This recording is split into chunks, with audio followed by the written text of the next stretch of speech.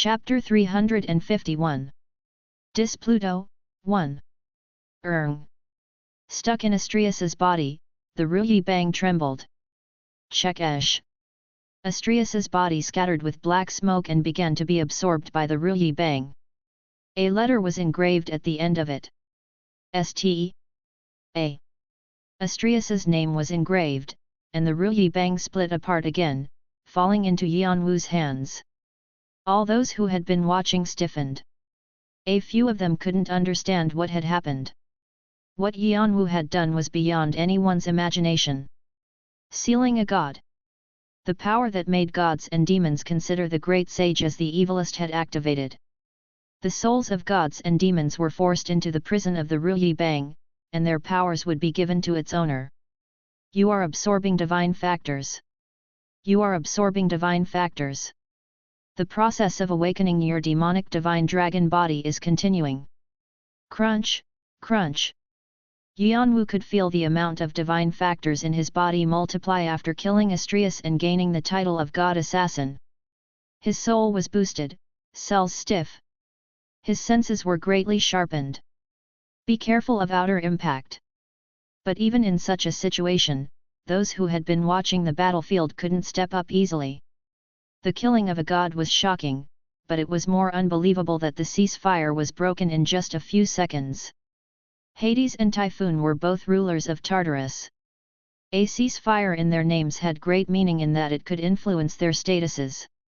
However, the ceasefire had been broken by a mere mortal who wasn't even in Pluto. Although Astrius was considered one of the weakest titans, she was still a god with a divine level. A supernatural had been killed too simply. Even in Tartarus, where all kinds of strange phenomena happened, a god had never been killed before. No one had imagined it. But it just happened. Hades's subordinates quickly looked towards Hades. It was to rescue Hades, who had probably been impacted after the ceasefire among greater beings was broken. If Hades was in a critical state, Typhoon and the other giants with him could come back to attack again. But... ha ha ha! A crazy bastard like the great sage and Al-Foroni existed. Hades burst out laughing, looking at Yeon-woo. He was acting completely different from his usual cynical side. And he didn't seem injured at all. How? Maybe. His fast subordinates were able to see what had happened. The ceasefire of Hades and Typhoon was largely of two identities, Pluto and the Titans and Giants. But Yeon-woo wasn't affiliated with either. He had fought with Pluto, but he wasn't Hades's subordinate, and he wasn't connected to the Holy Territory either. His sudden interference hadn't broken the ceasefire. What an incredible coincidence! It's not. It's too miraculous to be called a coincidence. It can't be. Something he did out of calculation, right? They suspected that what Yeon-woo did wasn't impulsive but thoroughly calculated. They trembled because if it was really planned, it was truly incredible. This wasn't something possible with just calculations. If just a little went wrong, if the system judged him as an ally of Pluto, there would have been a great penalty. You had to have guts to attempt it. What's everyone doing, not protecting him? Pluto got themselves together on Hades's cold command and began to move to protect Yeon-woo. Because the deal was broken, it was possible the Titans could attack. But how? Amusing. Typhoon's eye was opened through the clouds again, like he was thinking the same as Hades. The eye was definitely smiling. Very. With those words, he quietly vanished. The column of light that surrounded the Titans was gone, and a silence descended onto the battlefield. Everyone was blankly looking at Yeon-woo, who was standing alone in the middle of the battlefield. Khan and the rest of them arrived half a day after the battle was over. They had heard from Brahm that the temple of the king of the underworld was surrounded by Titans and ran at full speed to arrive. What greeted them was a messy battlefield where the battle was already over. Soldiers were sitting on the ground, gasping for breath. They all looked exhausted. There was a rotting smell from the corpses of the monsters, but they didn't have the mind to clean it up. The castle walls were half crumbled, and most of the barrier was caved in. No one in the party could tell what had happened. Only Brahm, who was once a divine being, realized the situation and mumbled. "Things are more messed up than I thought." He thought that the situation in Tartarus was worse than he expected. Anyone could tell after looking at the holy territory. A holy territory was a location where the gods will descended. It was the only house where a god could stay in the lower world. If such a place was in critical condition, it was obvious how bad things were around it. "Did you follow Cain?" Just then, someone quietly approached them. She was a small woman with short hair that came down to her shoulders. But the eyes that flashed through her lion's mane of hair were sharp. The aura she gave off was violent as an aftermath of the battle. However, the party was surprised for another reason. She was a player like them. They had heard that players left for Tartarus to train themselves, but they didn't know they would meet one so quickly. "Yes." Brahm nodded on behalf of everyone. The woman scanned the party and spoke in a dry voice. "Lord Hades ordered me to take you to him. Follow me."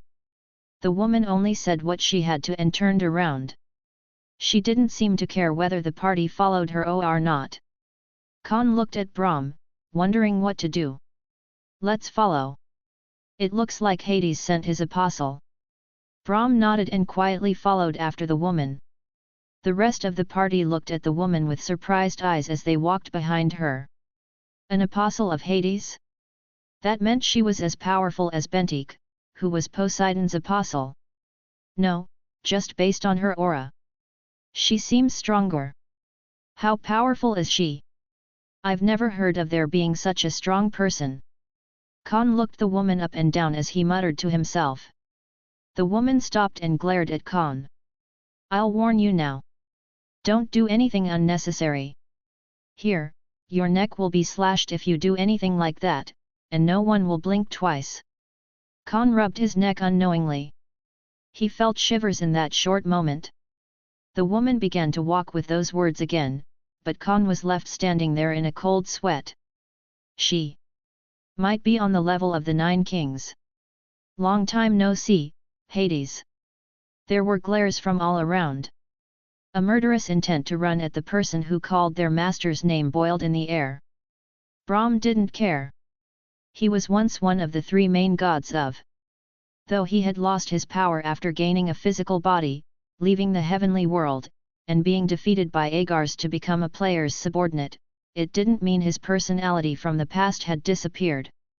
Moreover, Hades was one of the few who was well acquainted with Brahm. It was because they both hated the heavenly world. Hades waved his hand on his throne to calm his subordinates down. Then, he rested his chin in his hand and smirked. "My generals are still on edge from the battle. I hope you understand." "I do." "Great. Anyways, it's been a while, Brahma. You've come in a hilarious state." It could seem like he was laughing at Brahm for not even being immortal.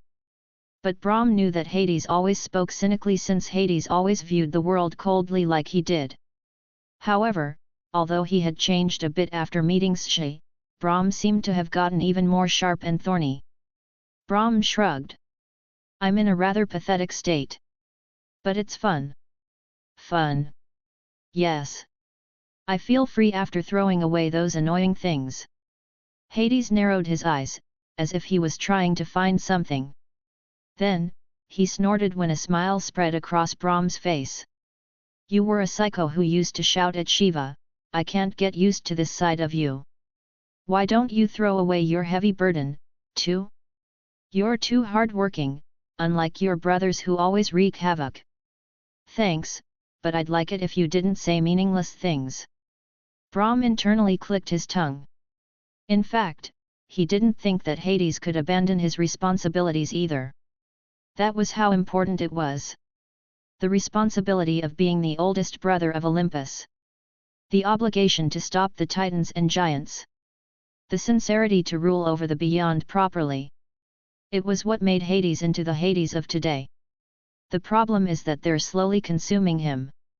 The guy who was suffering from all the responsibilities couldn't help but crumble trying to stop the rebellion of the titans and giants, no matter how strong he was. But he didn't ask Olympus for help, and he even kept it a secret from his wife, Persephone. Is there something else going on? Brahm thought to himself, but he didn't ask Hades. Although gods and demons were tied to their many societies, each of them was an individual being. It would be disrespectful to ask Hades why he made his decision. Aside from that, Brahm was more interested in quickly making Cunning and finding clues about where Cha Jeong-woo was. There was no need to do more work than necessary. But where did you send Master?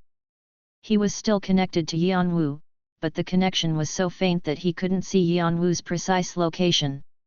Even if he spoke to him, it wasn't delivered because something was blocking it. Hearing the words Master from Brahma. Ha! It's worth living all this time to see this. Don't try to change the subject. Where is he? Hades pointed to the ground. Brahm frowned. The underground. In prison. What? He dared to break the ceasefire under my name. Brahm gripped his forehead. It seemed like his master had caused another incident. Looking around, he saw the faces of Hades' subordinates were dark. But they weren't malicious. They just looked a bit uncomfortable, like they weren't quite sure. A few of them even seemed relieved. Seems like our master found another sly way to cause chaos. Pretty sly. He got Astrius. This time, Brahm was surprised. The others had blank faces, not knowing who Astrius was. Cain. Caught a god. The feat of killing a god was legendary among players. There were rumors about Alforoni on the 77th possibly being able to do it, but it had been done by Yeon-woo. She's puny for a titan, but that's still incredible. Ha ha ha. Brahm laughed, saying Yeon-woo was qualified to be his master.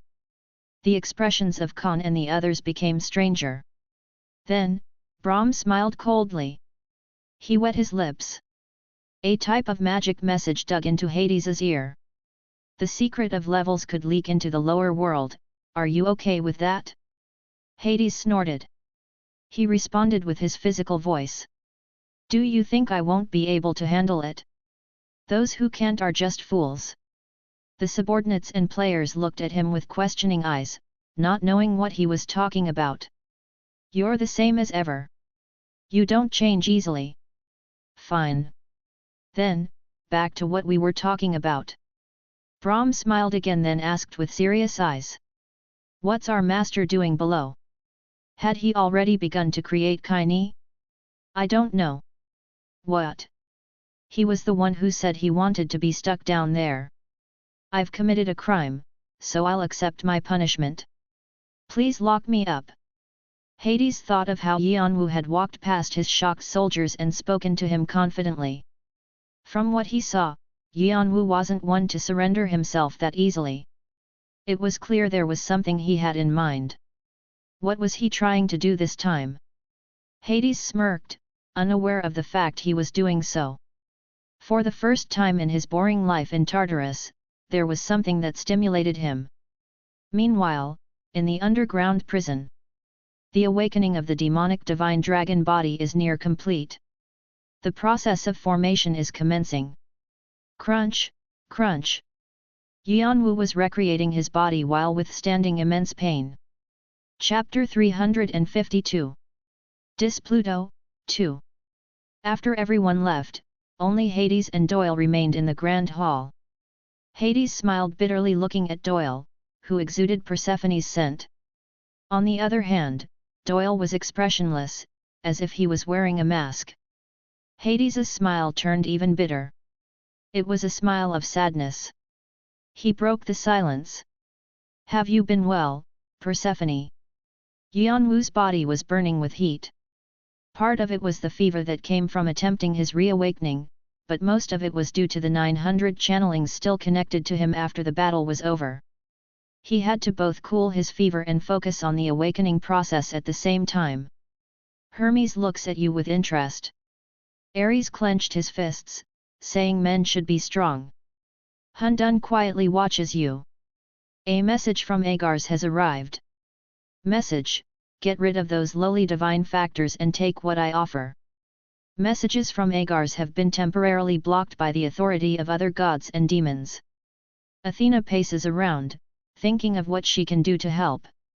Thanatos watches you. Nergal watches you. Osiris watches you. Vimalasitra hopes there is a path in your penance. Sir Nunnos is silent. Yeon-woo was dizzy from the messages that kept on popping up, but he was having a good time. Nothing felt better than becoming stronger. It was also a good opportunity to see where the end of his potential was after swallowing the Summer Queen and the Monkey King's shedding. Walk. As soon as the thought left his mind, black and gold light combined around his body to create a strange phenomenon. The light drew 3 different flowers and turned into a red snake to enter Yeon-woo's head. The one-horned tribe was detailed in how they classified the different peaks of martial arts. From the 3 flowers gathering to the red snake, the peak that combined the different internal energies as one and swallowed it to further the growth of the soul and the body. It was proof that he had reached the ends of the expert level. The deeper his soul became, the more his body followed, and the awakening process entered its final stages. When divine factors were imprinted into the deepest parts of his cells and the dragon and demonic factors had reached a balance. The moment the dragon and demonic factors, which had been fighting for control, couldn't move anymore as they were put into a 3-way confrontation, the process finished. The divine factors are awakening. The divine factors are awakening. The divine factors have successfully settled. Divine blood will be added to your demonic and dragon blood. Divinity is firmly engraved into your demonic and dragon bones. You have succeeded in combining divine, demonic, and draconic factors. The change of your properties was completed successfully. Demonic dragon body has been upgraded to demonic divine dragon body. This is the first of its kind to be created. Nothing is known about the potential and limits of the body. Uncover information about the body yourself. You have achieved something not easily accomplished. Additional karma is being provided. You have gained 100,000 karma. You have gained an additional 200,000 karma. You have gained clues about divinity and supernaturalness. The gods of death watch you. The demons of death watch you. The gods of war bless you. The demons of death are discussing your level again. They need more time for their judgment. Yeon-woo slowly opened his eyes. He was in a place that was just big enough for a single person to lie down. White walls, ceilings, and the iron bars were all he had. He requested to be put in here because he didn't want to be bothered by anyone when he was awakening and working through the fever. Thankfully, there were no interruptions, and the awakening was finished. The words "first of its kind" stood out to Yeon-woo the most. It seemed it was true that although there were dragons who became demonic, none of them made deals with gods. Did something change? When he first created his demonic dragon body, he couldn't even attempt to control his overflowing power. He was able to reach the 3rd awakening as a result of it. However, the demonic divine dragon body was quite different. Although the system messages were saying a lot had changed, Yeon-woo didn't know what had. He felt normal. No. The divine fever is gone. He realized that the fever that had burnt his body up had completely disappeared. It wasn't because the channelings vanished either. He could feel the 900 gazes on him. No, they were even clearer than before. He could feel where, how, and who was watching him. This is Hermes here, Athena here, and Sir Nunnos there. And this is Vimalasitra. Yeon-woo pointed with his finger and muttered to himself. Hermes nods with satisfaction. Athena tears up, touched. Sir Nunnos silently watches you. Vimalasitra blesses you for finishing your penance. Agars is mad that you didn't call his name. A message from Agars has arrived. Message: why didn't you call? Messages from Agars have been temporarily blocked by the authority of other gods and demons. Agars has released the block with his authority. A message from Agars has arrived. Message: you guys must have gone nuts. Messages from Agars have been temporarily blocked by the authority of other gods and demons. Yeon-woo ignored Agars, who was running rampant once again, and examined each of the channelings. He could feel the individual supernatural beings connected with him like they were all right next to him. The characteristics of the powers are different. Is this divinity? Yeon-woo had only focused on the traits and effects of the powers as he used them. They were only tools. But now that he was able to sense them more deeply, he realized that wasn't everything. The depth of powers had no end. He was able to check the general positions of each god and demon as well as their divinities. He could tell how Thanatos and Nergal were both gods of death, but he couldn't discern any other information. The category of their powers was death, but the detailed information within it was vastly dissimilar. Now that he could feel them, it was obvious that he would be able to use the powers more proficiently. Of course, that didn't mean the 900 powers were all settled. There were still some difficult parts, but he probably wouldn't faint anymore after releasing them all. That was a huge development. Yeon-woo opened the information window to look closer. Trait: Demonic Divine Dragon Body. Summary: dragons, demons, and gods have been the highest species at the top of the world with their supernaturality since the beginning of time. There hasn't been a case of having every single one of their factors, so the possibilities are endless. Accomplishing the first of its kind will lead you on the path of the demonic divine dragon that will soon be born. Gold Dragon. You can further the powers of dragons, demons, and gods. Domain of dragons, demons, and gods. You can declare your own domain, Bina, over a specified territory based on your qualifications. Dragons, demons, and gods knowledge. According to your qualifications, you can view Hokama that dragons investigated, Netzith that demons created, and Isad that gods created. Dragons, demons, and gods powers. According to your qualifications, you can activate Keter that dragons learned, Tiferet that demons mastered, and Chisad that gods set up. However, there was near nothing he could learn from the information window. It seemed that he would have to figure it out for himself since his body was the first of its kind. Closing the window, he sat cross-legged on the floor. He was going to learn the exact condition of his body. And I have to check divinity and supernaturality.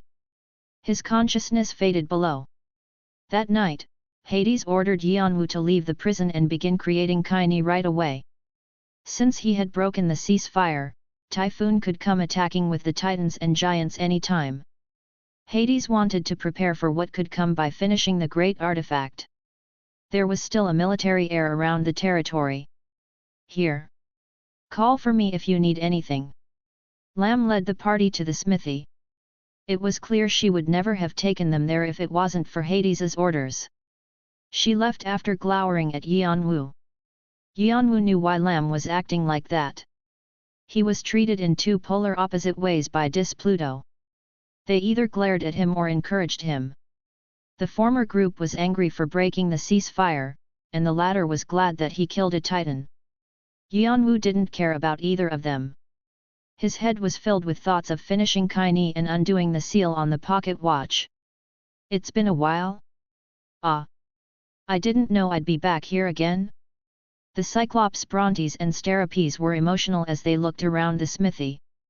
The youngest, Arjesh, rubbed his eyes that were brimming with tears. He never would have imagined that the three brothers would be able to work here again. He had only ever dreamed about it. Unlike the emotional Cyclopes. There's too much to touch.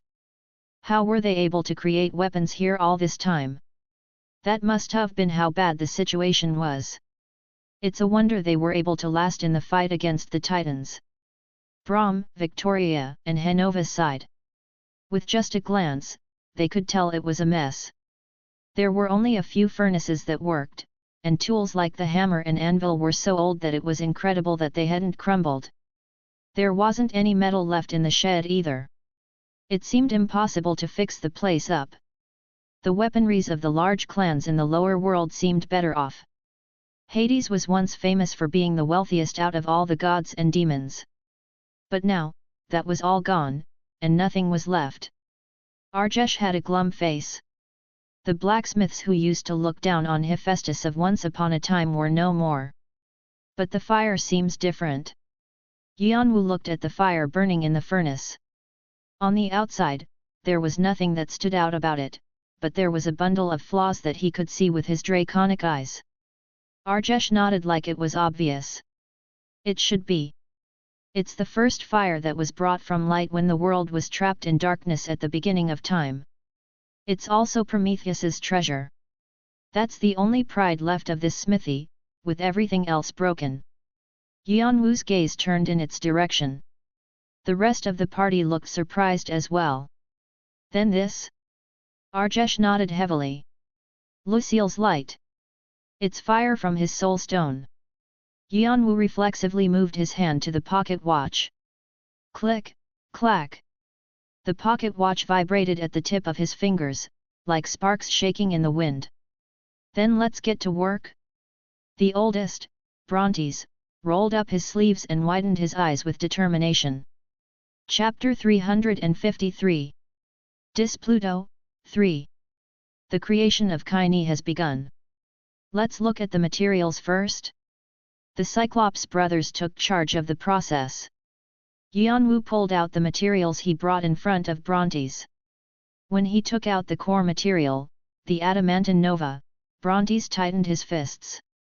You really brought it? The adamantine was made of condensed adamantium, a mineral that was hard to obtain even in the tower. They called it a miracle when even a tiny bit of it was found. The basic material for Cunning was the adamantine nova. A lot of adamantium was needed. But what Yeon-woo brought was more than enough to make Cunning. It was also extremely pure, like a master had crafted it. What's left over can strengthen the arsenal of Dis Pluto immensely. That's mine. Brontes spoke excitedly, but Yeon-woo dampened his mood. He felt like he had been splashed with cold water. What? I would like to make this clear before we start. Everything here is mine. Please don't forget. Giving Cunning to Hades is only the price for the favor he's doing me. Brontes's face crumpled. What are you talking about? The safety of Tartarus is at stake. The titans and giants rising up will cause huge? Only to Olympus. What? Am I wrong? Yeon-woo looked at Brontes and the other Cyclopes with steady eyes. At the same time, he showed them the channelings he was connected to. Brontes gasped. So many entities were gazing down at him. They were intense and fearsome.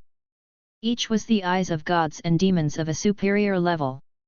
Other than a few, they were looking at Brontes sardonically with disapproval. Only Athena and Hermes, gods from, were pitying him. Even Ares was sneering at him. Only then was Brontes able to realize their situation. The titans and giants were only beings who were chased away after fighting for the rule of. Gods and demons from other societies couldn't care less. It didn't concern them anyway.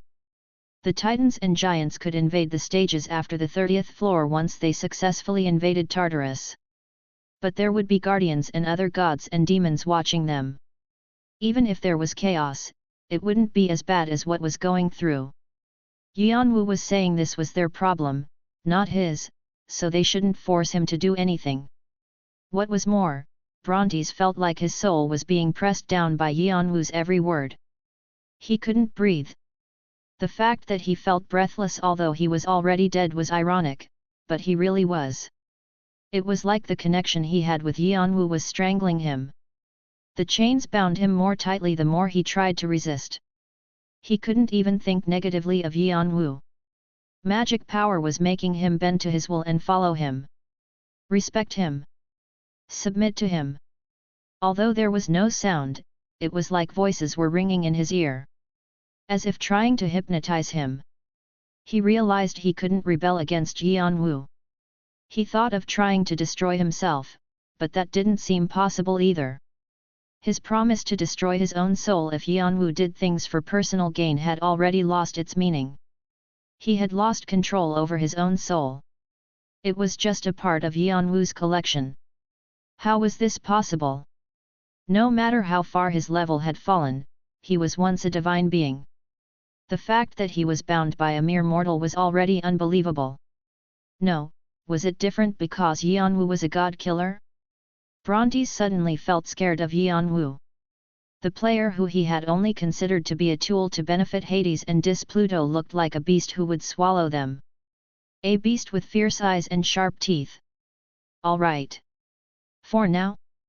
Brontes had no choice but to bend to him. Since Yeon-woo had complete control, he had to listen to him.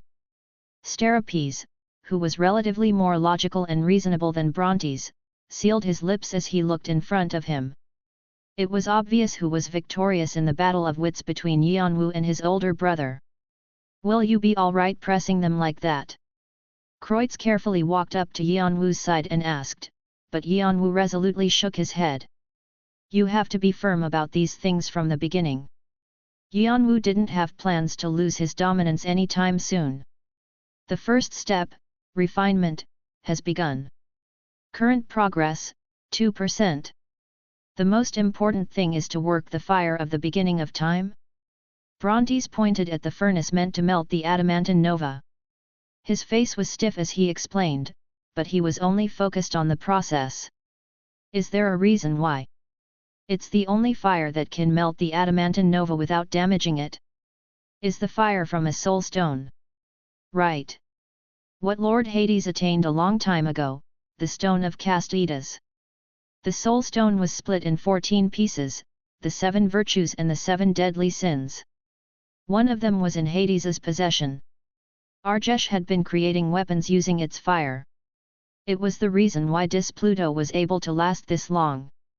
The fire of the beginning blazed in Yeon-woo's eyes. If I can learn how to use it. With this, he became sure that it was just the Cyclops brothers who could use the Soul Stone properly. If he could learn how, he could unlock the seal on the pocket watch. But we're the only ones who can deal with the fire. The flames can swallow souls if used incorrectly. So in the meantime, I'd like for you to do something else. Before Brontes could finish, Hanova headed for the furnace. He had been looking around with a bored face.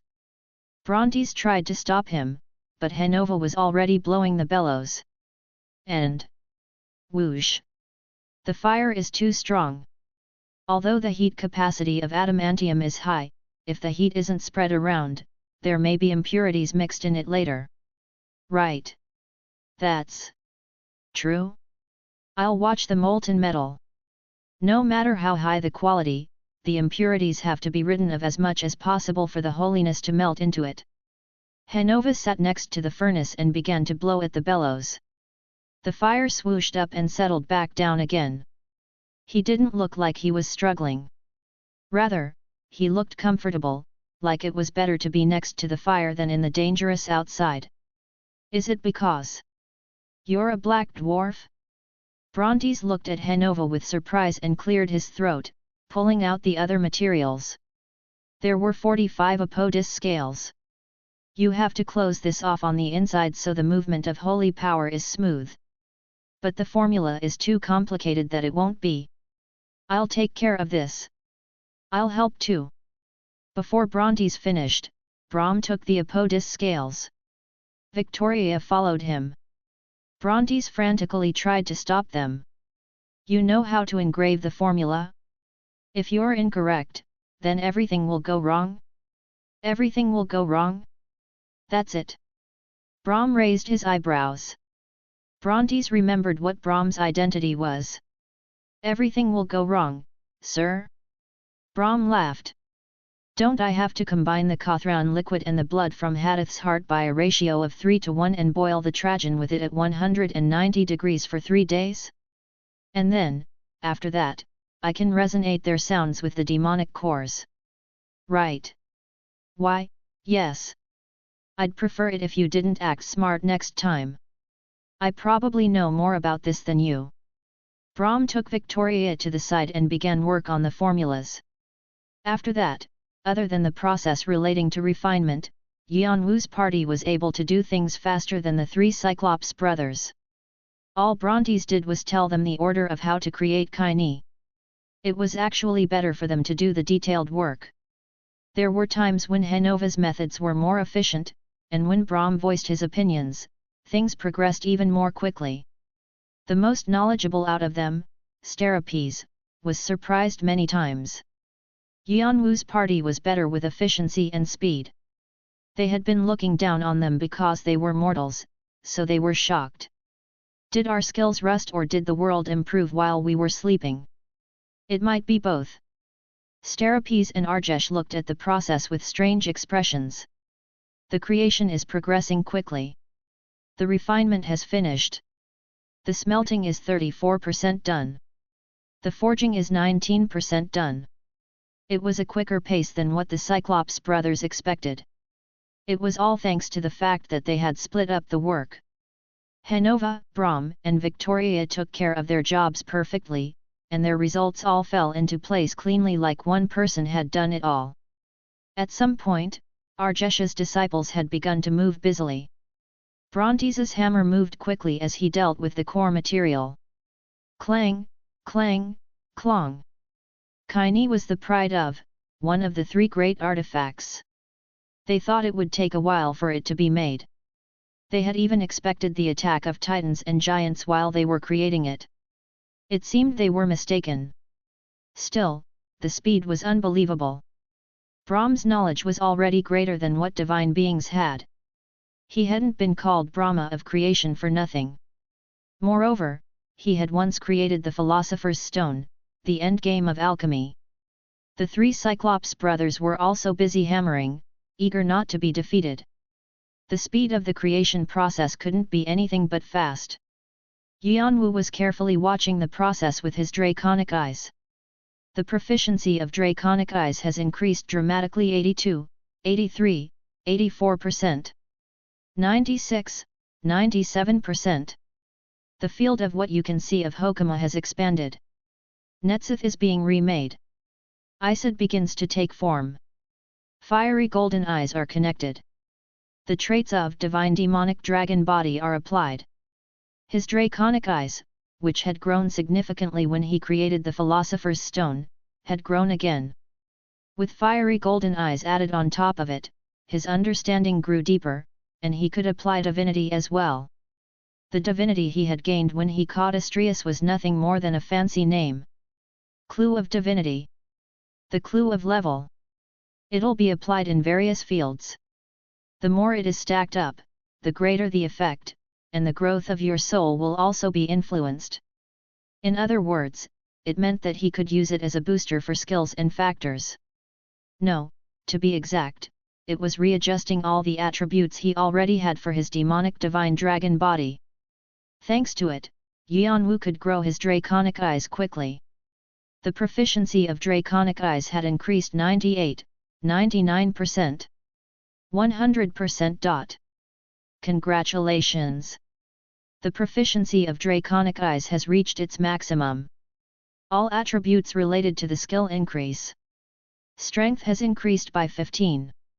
Magic power has increased by 20. You have gained new understanding related to your skill. Superior skills are being unlocked. The superior skill Heavenly Draconic Eyes is unlocked. The proficiency of Heavenly Draconic Eyes has increased dramatically and has reached its maximum. A new skill is being found after calculating your attributes. The skill Divine Draconic Eyes is unlocked. Yeon-woo gained a new, superior skill that was at the level of his extrasensory perception. The refinement is finished. The forging is finished. The grafting is finished. Only the last process granting holiness remains. Current progress, 98%. After about 10 days, Cunning was shaped, and only the final step was left. Chapter 354. Dis Pluto, 4.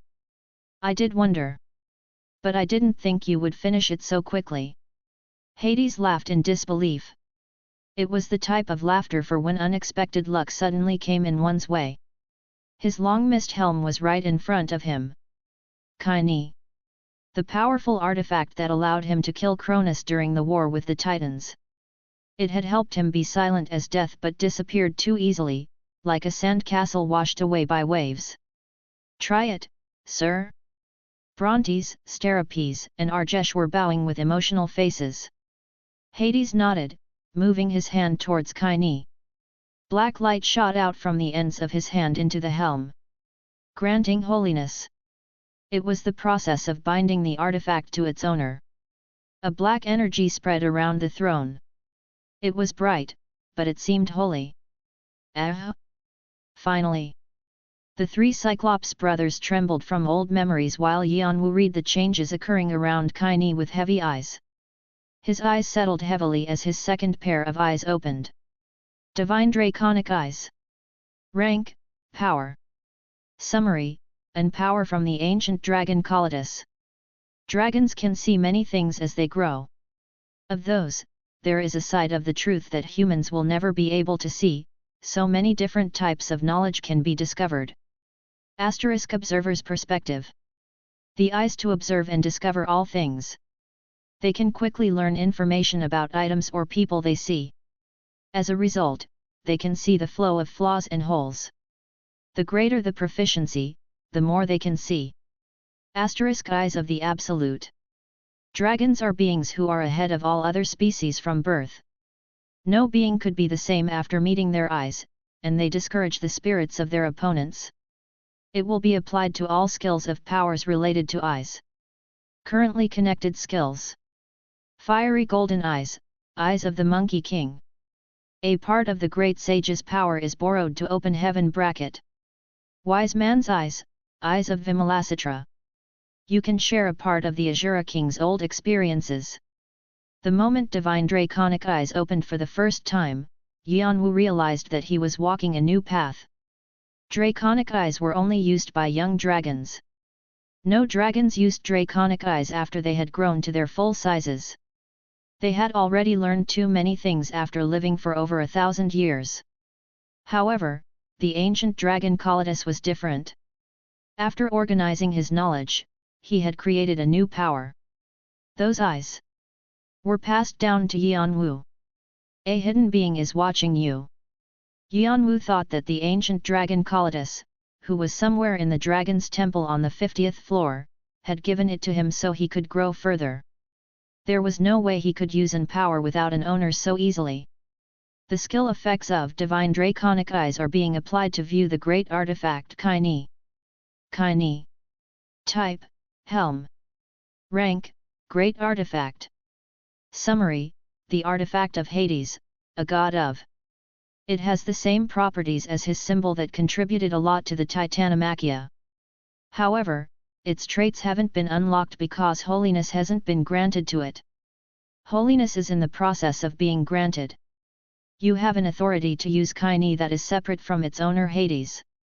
However, if you activate your authority, you may cause Hades to become angry, so be aware. There were two lines from Cunning shown by the Divine Draconic Eyes. One was towards Hades, and the other was towards Yeon-woo. This was probably displaying who had the authority to use it. Yeon-woo's line was clearer because holiness wasn't fully granted to it yet. Yeon-woo knew that if he focused consciousness on the connection, Cunning would react instantly. And the result that would come after. The Black King's set will be finished here. He was tempted. If the set of the Black King was completed, he would be closer to the power of death that he desperately wanted. He could be a clue closer to finding his little brother. However, that will be the end. Would he be able to handle the fury of Hades and Pluto? Yeon-woo didn't think so. Even if they were focused on the war against the Titans and Giants, there wasn't much that could stop a god's wrath. He could be stuck in Tartarus without an exit.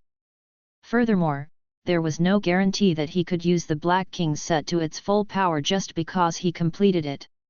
When I first gained grief, the options didn't unlock right away. There might be another condition for the third piece, the cast.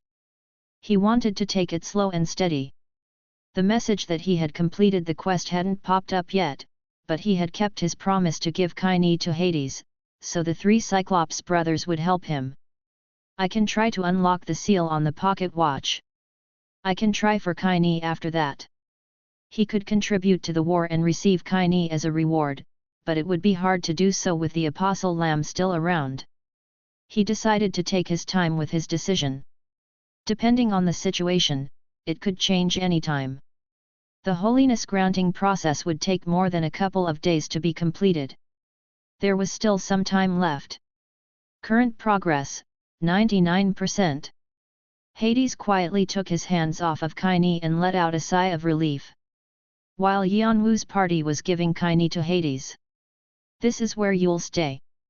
Khan, Doyle, Galliard, and Kreutz were visiting Dis Pluto with Lam's guidance. Unlike Yeon-woo and the others who were participating in creating Cunning, they were assigned as combat members as they didn't have any talents in crafting. How cold! Khan clicked his tongue internally as he followed Lam. He had felt that Lam didn't like any of them since he first met her.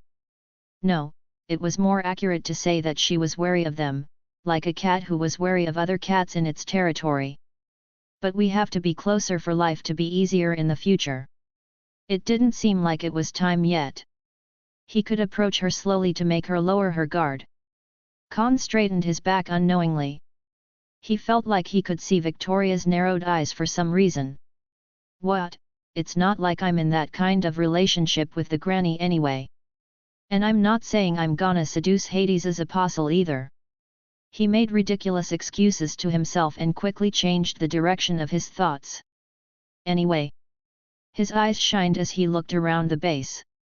I didn't know there would be this many players. Doyle suddenly spoke with awe. Tartarus was a hidden stage, not many knew of its existence. Moreover, it was extremely hard to reach. He had heard that there were some people who came here because they weren't satisfied with the mountains of penances on the 20th floor. Upon seeing it for himself, there was more than what he expected. Most of the soldiers were players.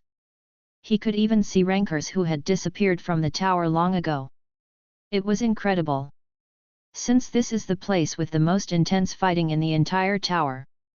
Yeon-woo was just exceptional in how he continued to grow every day. Most players stopped growing after some point. The easiest way to overcome it was through battle. There was much to gain in a fight to the death. It was understandable that players came here. However, because of the frequent collisions with divine beings, the mortality rate of players was probably high. The fact that so many players were here despite the dangers. That's how helpful being in Tartarus is to them. Jinx! Khan suddenly reached over to pinch him. Doyle frowned, wondering what strange thing Khan was doing now. You said the same thing I was about to say. How can you still be so childish? Never mind. They said people changed after going through something big. Seeing Khan the same as ever, he couldn't help but sigh.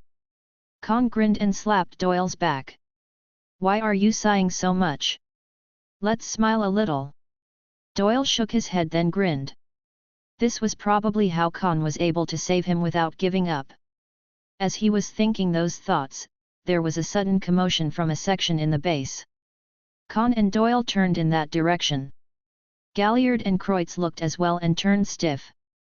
They were all horribly injured, like they had just been in battle. However, their eyes were as sharp as ever.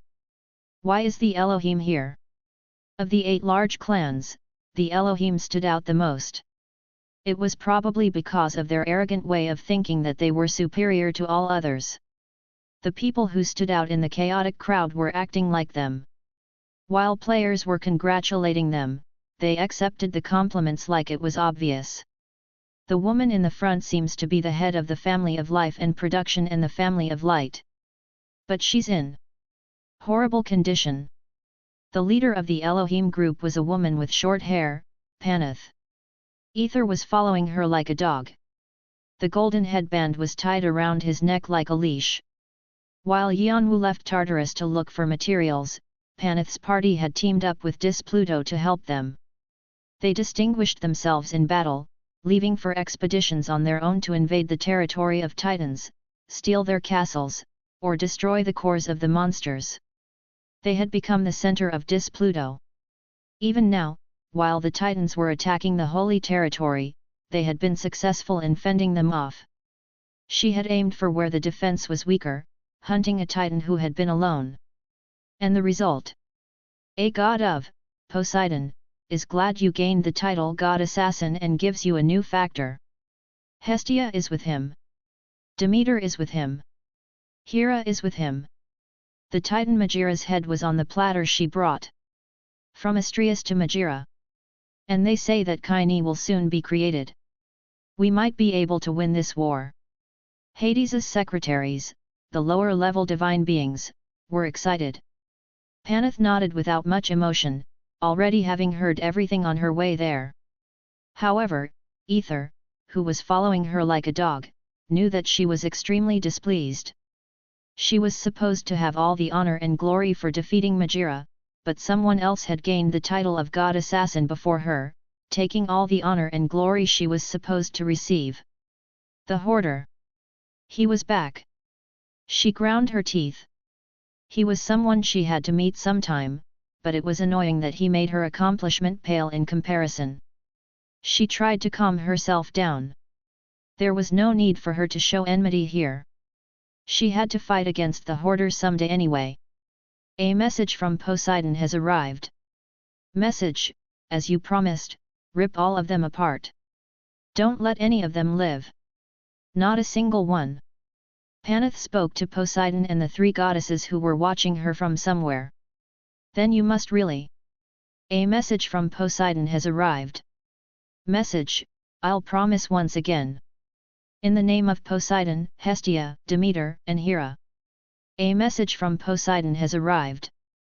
Message, if you fulfill the prophecy, I will take away the suffering of your tribe. The promise of reviving the honor of their tribe after they fell to their mortal status.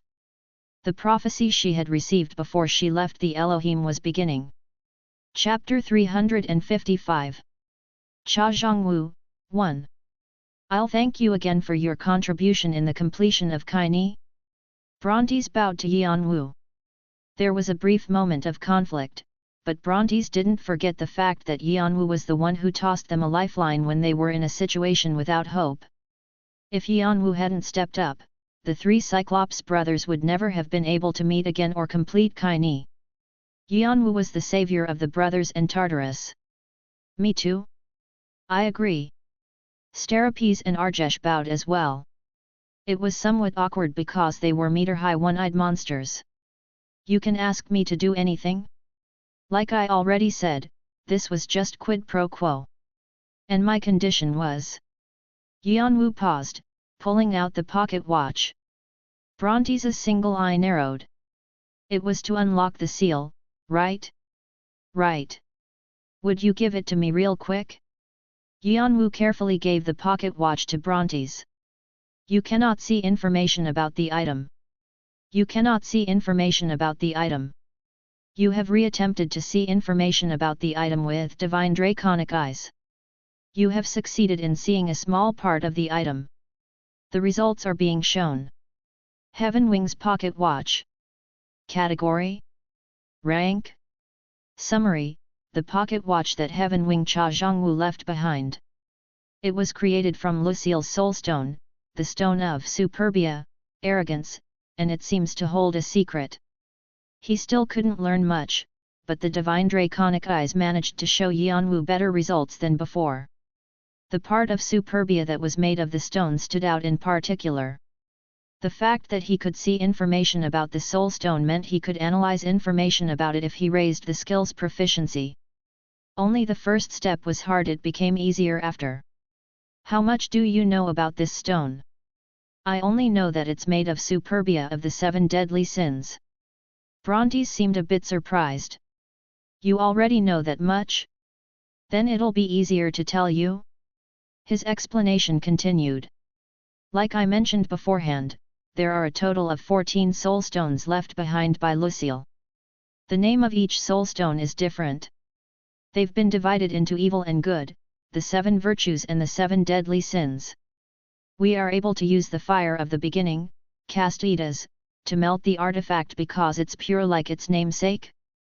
Yeon-woo wondered what the name of the soulstone that made Viera Dune into Mother Earth was. He had a guess in mind. Luxuria, lust. On the other hand, superbia overpowers everything. It's aloof and high. It's also stiff, so it doesn't know how to bend to others. Because it doesn't break easily, it's the perfect place to hide something. I don't know who created it, but he must have been very skilled. What do you think he tried to hide? Brontes shrugged. How would I know? I didn't make it. But, do you have something in mind? The seal isn't completely locked, and it was set up to have a hole somewhere. So, if a certain condition is fulfilled, there will be a reaction? Yeon-woo nodded. He had that assumption as well. The diary. So to unlock it, I think you need to aim for this point? How? If the person who made this watch wanted, he could have sealed the item inside of the pocket watch forever. But the fact he made a hole means he wanted the seal to be unlocked someday? Brontes's eyes shined. It's a keyhole? A keyhole. Sitting in front of the furnace, Yeon-woo rubbed the pocket watch. As the fire in the furnace whooshed up, its warmth was delivered to him. To be honest, I don't know if I can release the seal. Actually, I know I can't. No one has ever been able to unlock the secret of the soul stones. If it was possible, everyone in possession of one would have transcended mortal limits. Hanova had said that it was possible even the three Cyclops brothers might not be able to unlock the seal. It seemed he was right. But handling it is another story. I'll teach you about that. However, if we know what the key used to go in the keyhole is, the seal can be unlocked. It's a shame. Yeon-woo muttered to himself. A keyhole. It was most definitely the diary. Then, what's the key? He quickly came to his answer. Me. His brother had left behind the diary to try to give him something. He did say he hoped Yeon-woo would go to the clan house to take the elixir, but there were still functions other than an information source that he had left behind in the diary. The many hidden pieces he discovered after research. How to clear each floor, skill trees, and more. There was too much for all of it to be just for the elixir. Moreover, the ending of the diary was somewhat of a cliffhanger, like there was supposed to be something else. I have to find the actual diary. Clearing his thoughts, he opened his mind.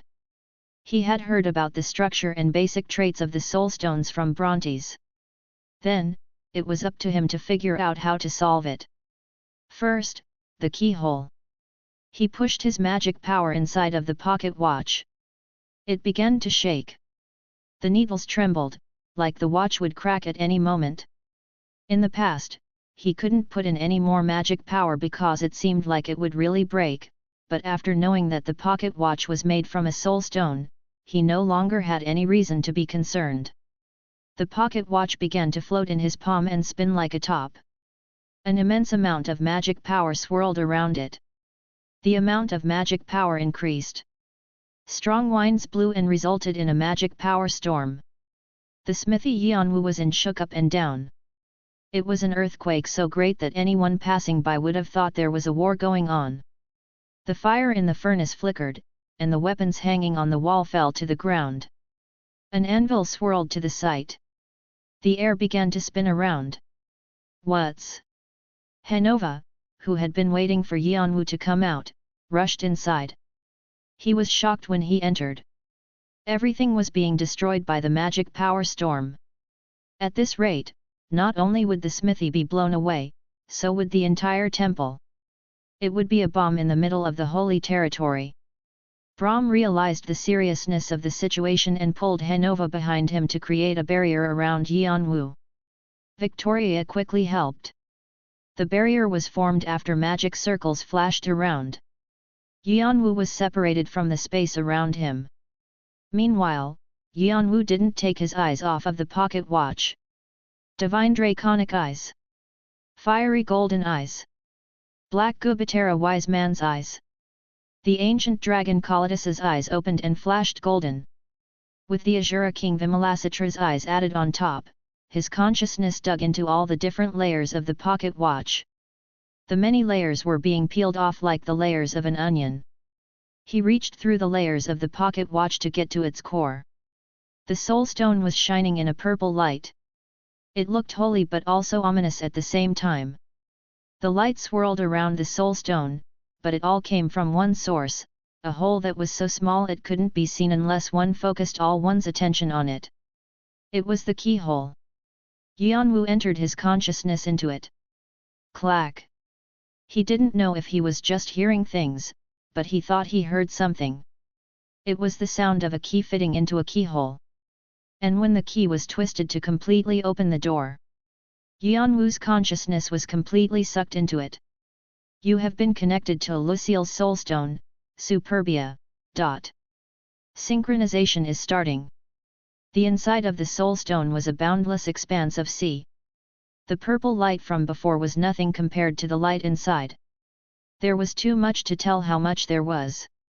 It was magic power. It was holy power, demonic energy, and draconic power. Moreover, it was monstrous power, spiritual power, curse power, skill power, and law power. Then, it took on another property when it spun in the air. It was all the energies within the tower. An energy that could become anything.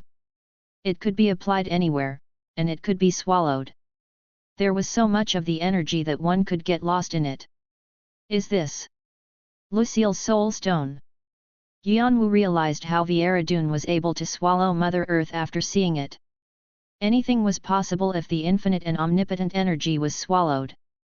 Just this one soul stone had this much power, but what would happen if all 14 of them were combined? It made sense that gods and demons were fearful of it. He guessed it was why Lucille was the target of the gods and demons. The problem is how to approach this. He was deep in thought after seeing all the energy. He remembered what Brontes said about this. Nothing can be done but pull out the contents of it slowly. That's how the fire of the beginning of time was pulled out. But don't touch it rashly. The energy will explode. It's as fierce as Lucille in the legends. Everything has to be done carefully. If not, you and all of us here will be hurt. Also, there's one more problem. Where to put the extracted energy after it's pulled out?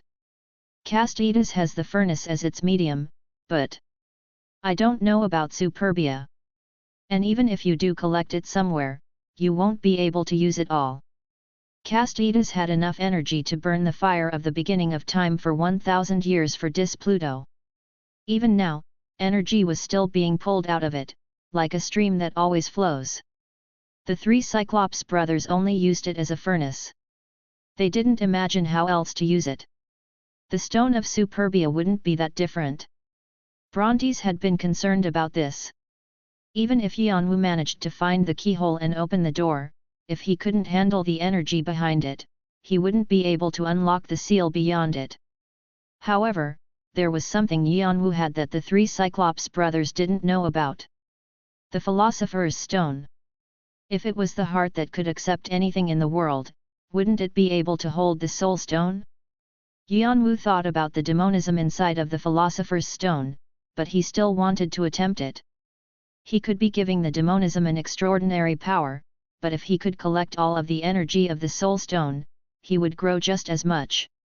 It might be a good thing since I've been thinking that a lower level demon wasn't enough for it. He could find a new energy source.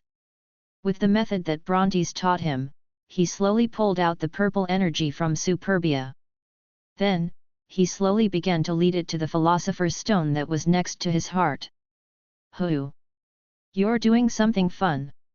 He felt like he could hear the demonism's laugh coming from somewhere. Chapter 356. Cha Jeong-woo, 2. The voice was vanishing as if it had never been there. The guy was quietly watching everything like always. Yeon-woo was a bit annoyed, but he continued to pull out the purple energy. He had said he wouldn't touch him until Yeon-woo was ripe, so he was sure he'd be fine for now.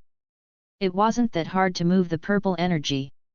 After pulling it up, it was sucked to the Philosopher's Stone like they were connected by glue. He did wonder if he could use all of it properly because there was so much, but he didn't stop. The Philosopher's Stone heated up, It was a difficult task because it seemed like it was about to explode any second, but after enduring the horrible pain of his body burning, he succeeded in moving all the purple energy. The philosopher's stone trembled, as if it was still hungry. He didn't know where all of it had gone. Gathering his consciousness into one, he created a phantom form. It was easier this way to examine the soul stone deeper. And when he opened his eyes again, Yeon-woo could see countless letters in the philosopher's stone. To my brother, who'll read this diary someday.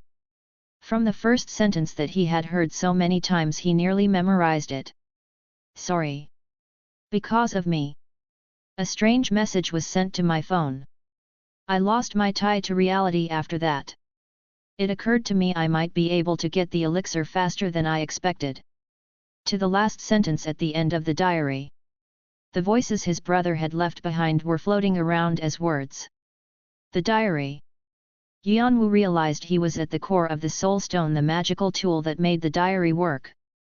The source of magic power was most definitely in here. He observed each of the words carefully. However, there were too many of them, like fish swimming around in an ocean. They came together to make new sentences or words he couldn't decipher. Yeon-woo moved through the letters.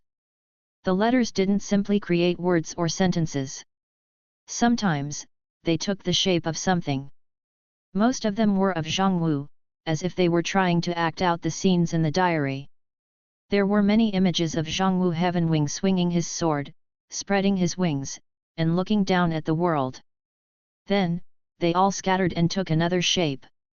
Yeon-woo looked at the multiple scenes soundlessly and was able to find a pattern to them. Slowly treading through the flow, he reached the center. The concentration of the letters was so deep that the white world was now black. At the end, Yeon-woo found himself stopping in his tracks. There was a person there. A naked man whose head was gathered in his knees. He couldn't see how the man looked because his body was covered by his wings. Thump. Yeon-woo could feel his heart beat faster. Could it be? The man didn't lift his head from the clutter of letters that was wrapped around him. Was he in a deep sleep? He had probably felt Yeon-woo's presence, but he didn't budge. Thump. Thump. Yeon-woo's heart beat faster. Although he was only a phantom, he really felt like his heart was beating. His breathing turned rapid. He couldn't think properly because his head was blank. Only one word rang in his head. Hyung. The voice he heard when he left Persephone's temple. Why was the only thing he could think of the voice that desperately called his name? Yeon-woo quickly gathered his wits and ran toward where the man was in case he lost him. I found someone I love. Time continues to flow even now. Everyone was tired because of the long war. Letters spun around the man. The sentences danced for Yeon-woo to come join him. Each word, no, every syllable had his brother's touch. They were traces of the lonely times he had. Happiness, regret, and sadness were gathered in the words. One by one, they left. My body felt heavier. Yeon-woo climbed above the flood of letters. The letters collided against Yeon-woo's body. Bruises and injuries appeared on his phantom body. It hurt. Too much.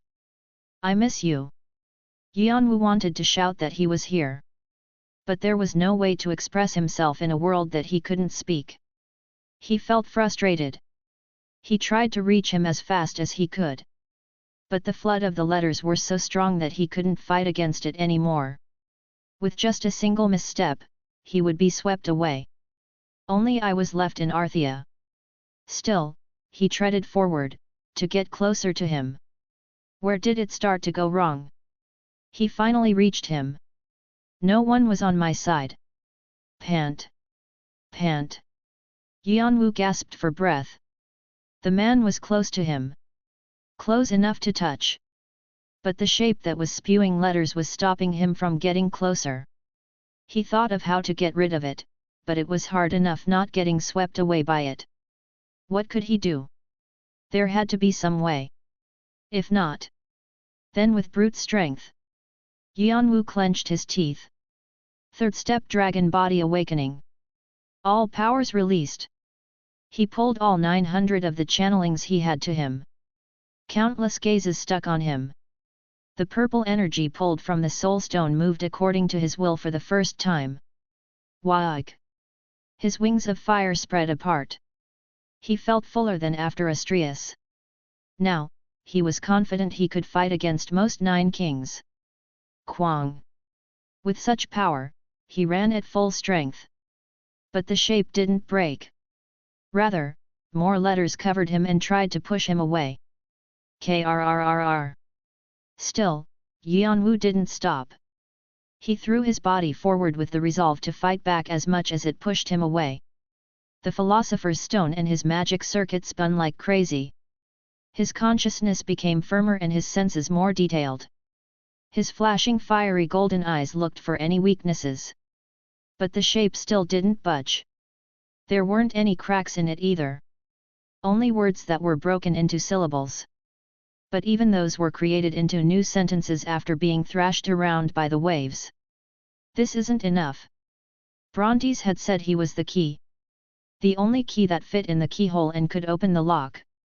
So when he had unlocked the seal to enter the soul stone, he thought that was it. However, there was another lock. All the letters. The diary was a lock. Where did it go wrong?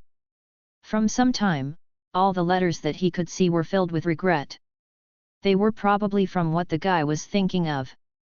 It would have been better if he was thinking of happy memories, but why was he only thinking of useless things? Damned bastard! Yeon-woo cursed at him. He was like that back on Earth too.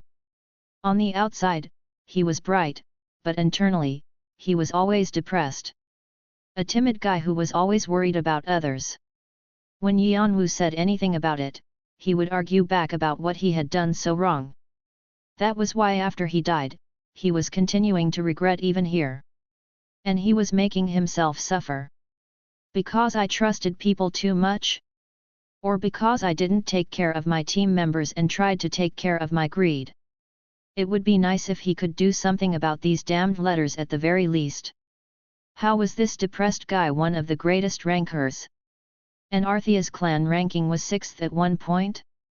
Yeon-woo wondered if Jeong-woo's personality had changed after entering the tower, but that didn't seem to be the case either. Or after I abandoned my family. It had to stop. He needed more strength. Something to break it at once. Isn't there anyone who can help? Yeon-woo looked up to the sky. There were more than the 900 gods and demons looking at him now. Those who were trying to peek at him using whatever method they could. The supernaturals took an interest in him after he killed a god.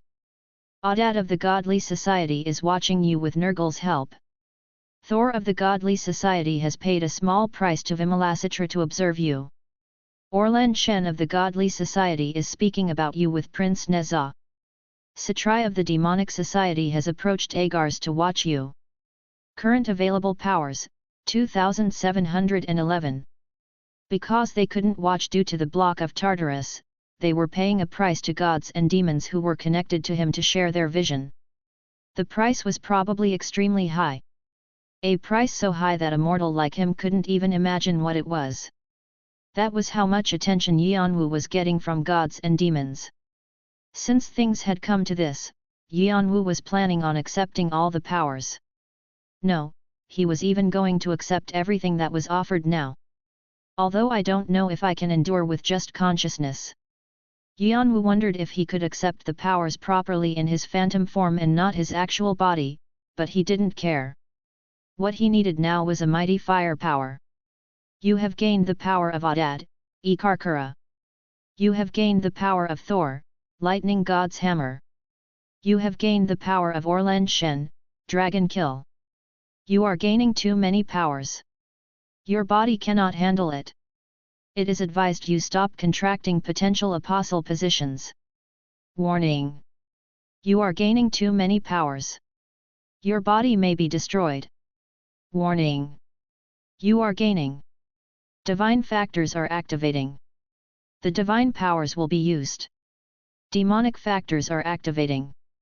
The demonic powers will be accepted. Draconic factors are activating. Your dragon body is strengthened.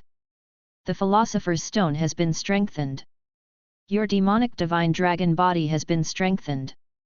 Your demonic divine dragon body has been strengthened. Even in that moment, the letters around him continued to change.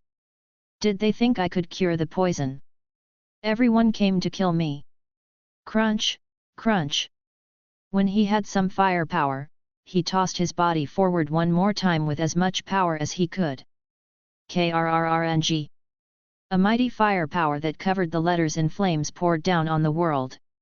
It was so strong that he felt like his body was going to be split apart. But even in the explosion, the shape didn't budge. Still, Yeon-woo endured. No one was on my side. He didn't give up, consecutively using regeneration to repair his body as he stretched his hand out to the shape. Fortunately, because of the characteristics wave of fire had, the shape was continuing to be shaken. The letters were shifted side to side. Finally, his hand reached the shape. I knew then. There was only one person in the entire world on my side. How could he get rid of this damned shape that wasn't budging? No matter how hard he pushed, it didn't move. No, there was a small crack on it that was about the size of a finger, but it could close up at any moment. If only he had a bit more time. If only someone pushed him. He thought it could be possible to reach him and somehow wake him up. Then. But I couldn't show my weak side to them. Yeon-woo felt like someone really was pushing him. And not just one, but two people. Who was here? He looked around with surprise and found a familiar face smiling at him. No, to be exact, he was smirking at him. They. Monkey King. An unnamed being licks his lips as he looks at you. What are you doing like a fool? You can't even use your strength. You think your future wife will be satisfied? It was most definitely the Monkey King's shedding he had swallowed. And next to him, an unnamed being scoffs at you. A woman with long fiery hair scoffed at him with arrogant eyes. I don't like you, but I have something to say to that guy there. She was also someone who shouldn't be here, like the shedding. They were the two beings who had taken care of all the unnecessary channelings when he was suffering from the divine fever. The two pushed him before he could ask them anything. Thanks to them, although Yeon-woo experienced the pain of his body being split apart by the letters, he was able to reach him. Reach the younger brother who was trembling like a baby bird, with his wings around his body. Yeon-woo spread his arms around his little brother. Even then, the letters were showing the information of the diary. With this, I'll end the diary. Because I believe you'll come here someday if I leave this behind. Chapter 357. Cha Jeong-woo, 3. That instant, light exploded. Countless letters scattered and wrapped around the world of Yeon-woo and Jeong-woo. Waik. Beep. Beep beep. I was extremely dizzy. I didn't even drink, but why was I so dizzy? Drink? Wait. Did I ever drink before? I did secretly buy a bottle of soju with Hyung on my last birthday, but that was it. Since he said he didn't like it, I never drank more after that sip. No. I've drunk all night with Valdibish before. We learned that Hanova was fermenting beer in the alcohol cellar and snuck in secretly at night. It was so good that we ended up emptying 5 oak barrels. Although, we ended up getting beat up by Hanova's pipe because we passed out there. Still, it was worth it. Ah, I'm drooling just thinking about it now. Is there any way I can get it again? It seemed like Hanova was secretly fermenting it somewhere else. Should I take a look around? But wait. Hanova? Who is that? Thoughts that I couldn't make sense of filled my head. Did I have a strange dream? Unfamiliar names appeared and disappeared in my head. So did multiple memories. There were some holes in them, and they were so completely dismembered that it was hard to tell what they were about, but they felt vivid like they happened yesterday. I was glad, happy, anxious, depressed, sad, and grim at the end. Like I saw a sad movie. But the jumbled memories quickly scattered, like how dreams suddenly vanished when you wake up. All the scenes were swept away like sandcastles on the beach. What is this? I rubbed my temples, opening my eyes. I could see a neat desk and books stained with spit. There was a notebook with a pen lying next to it. I guess I fell asleep while I had been studying all night. What were all those memories? They felt important, but I couldn't remember what they were no matter how hard I tried. I frowned, trying to remember them again somehow. Beep. Beep. My alarm clock rang noisily, pulling me back to reality. The headache that was pushing against my head disappeared like it was never there. No. I didn't even recognize it was gone. 7:32. School began at 8. I was late. The strange memories were already gone from my head. Whew. I barely made it. Dang, what? You made it. Of course. Hehe, who do you think I am? They're directly discriminating against us now. It's a sad world to live in for people who can't study. The high school classroom was bustling today, too, because it was an all-boys school filled with gross, sweaty guys. Rumble. They must have been playing a game of piling up on each other or something somewhere because some chubby dude slipped on the floor. The desks and chairs around him fell down like dominoes. The kids whose books and snacks fell to the ground cursed as they stepped on the chubby guy. It was a nest full of beasts and confusion. I didn't know I would come back here. Still, I had been a bit glad to come back here since it had been a while, but it felt like all those feelings vanished at once. What should I do about these heated beast bastards? Hey? It had been a while? I came here in the classroom yesterday, but what was I thinking? I pressed my temples again and got rid of the strange feelings I had. This was all because of my headache this morning. What's wrong? Does your head hurt? My friend asked with a concerned face. He had been joking around just a moment ago. We became close because we were in the same class in freshman year. His name was... Hey? What was his name again? Do you want to go to the nurse? I'm fine. Good. And don't tell Hyung. He's gonna nag me again. I waved my hand. I was sick frequently since I was young and suffered from colds all the time. Now, I was better and only got headaches, but I was still careful because of my genetic susceptibility. Mom was often sick, too. Doctors said the symptoms we had were hard to diagnose with modern medicine. They said it should be reported to the field or something. Thankfully, we were able to use that for my mom's hospital bills, but it was still a horrendous disease. But I think you should tell Yeon-woo. It's fine. I know my body best. I can just endure it for a bit and I'll be good. Also, if I bring the guy who's probably getting beat up in front of the school gates, I'll be the bad guy. Unlike me, who was weak to no end, Hyung was super healthy. Even though we were identical twins, he didn't suffer from any of the rare symptoms and was athletic. He also got into fights all the time. Thanks to that, he was marked as a problem child by teachers and was corporally punished by them. He was so different from me, who was classified as a model student, so he was pretty famous in our school. Even though I had rushed over, I was 10 minutes late, but teachers let me off the hook. My brother, who had arrived 5 minutes later than me, was mercilessly beaten with a stick in front of the school by the dean of students. He was probably grinding his teeth while getting furiously beat up right now. I snuck out of the house this morning even though I knew we were late. Today, I planned on avoiding him. He shouldn't have eaten my mango jellies in the refrigerator without my permission. I felt refreshed after taking revenge. Well, it was a bit cowardly, but there was nothing else I could do. I couldn't defeat him with strength, so this was my only option. Then that's a relief. Anyways, if you can't hang in there, tell me right away. Don't just faint like last time.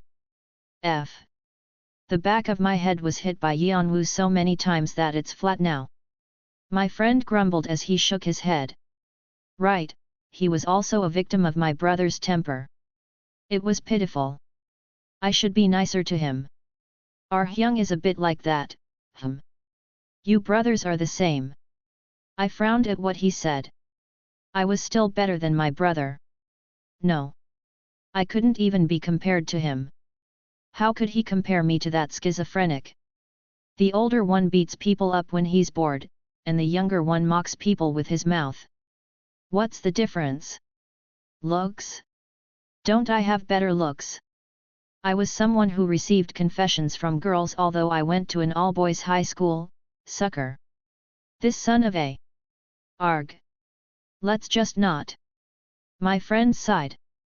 Just then, the bell for first period rang. Although he always complained, he was a gracious guy who took care of us brothers the best. 8th Sundara. He was like Hanova. Hanova? Another strange name popped in my head. It seemed like a name I missed. I didn't remember anything at all. Why?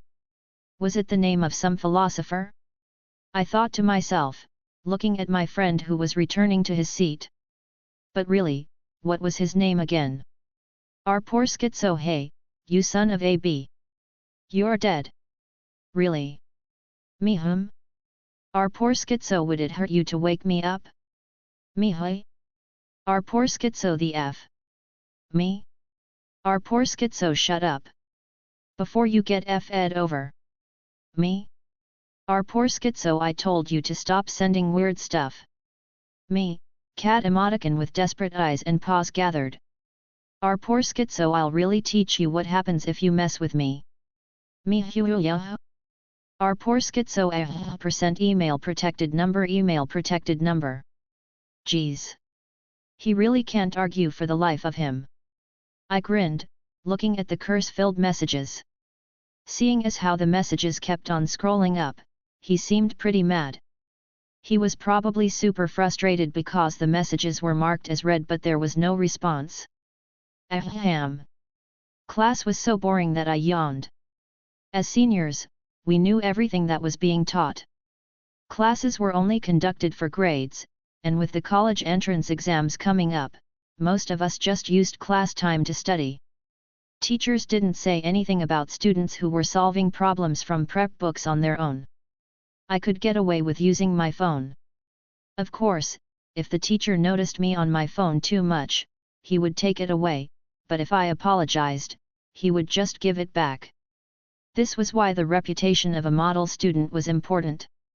I was already learning how to act in society. I thought about getting a prep book out to study like my other classmates, but strangely, I didn't feel like it. I've felt like this since the morning. Like I was missing something. What was I missing? It seemed important. No matter how much I revisited my memories, I couldn't remember anything. I was sitting blankly at my desk with my phone all day. I felt strange, and I studied a lot until now, so I thought a day of slacking off wouldn't hurt. Of course, after lunch, I planned on clearing my head and holding my pen again. Erg. Just then, the phone in my hand suddenly vibrated. I was just about to download a game. You can make a wish if you reach the end of the obelisk. Would you like to participate? Yes or no? This again. It was the spam message that I got every day. It was annoying because I blocked it, but it came back with another number. Now, it was almost interesting how I got the same message with the same information and the same time for about a month. Obelisk. A monument to worship a god or mark the history of a victory. However, here, it seemed like it was talking about a tower. A standard game ad. The problem was that where it said yes or no, there was no ad link. There wasn't any button to download the game even if I wanted to. Did they want me to play or not? I didn't know what the message wanted me to do. My phone vibrated again. It was another text. After seeing the sender, my face stiffened. Father. I deleted the message right away without reading it. It was obvious what it would be about. The day Hyung found out I was in contact with this person, bad things would happen. There was a big difference between my brother being jokingly mad and really mad. He was so cold that he felt like another person.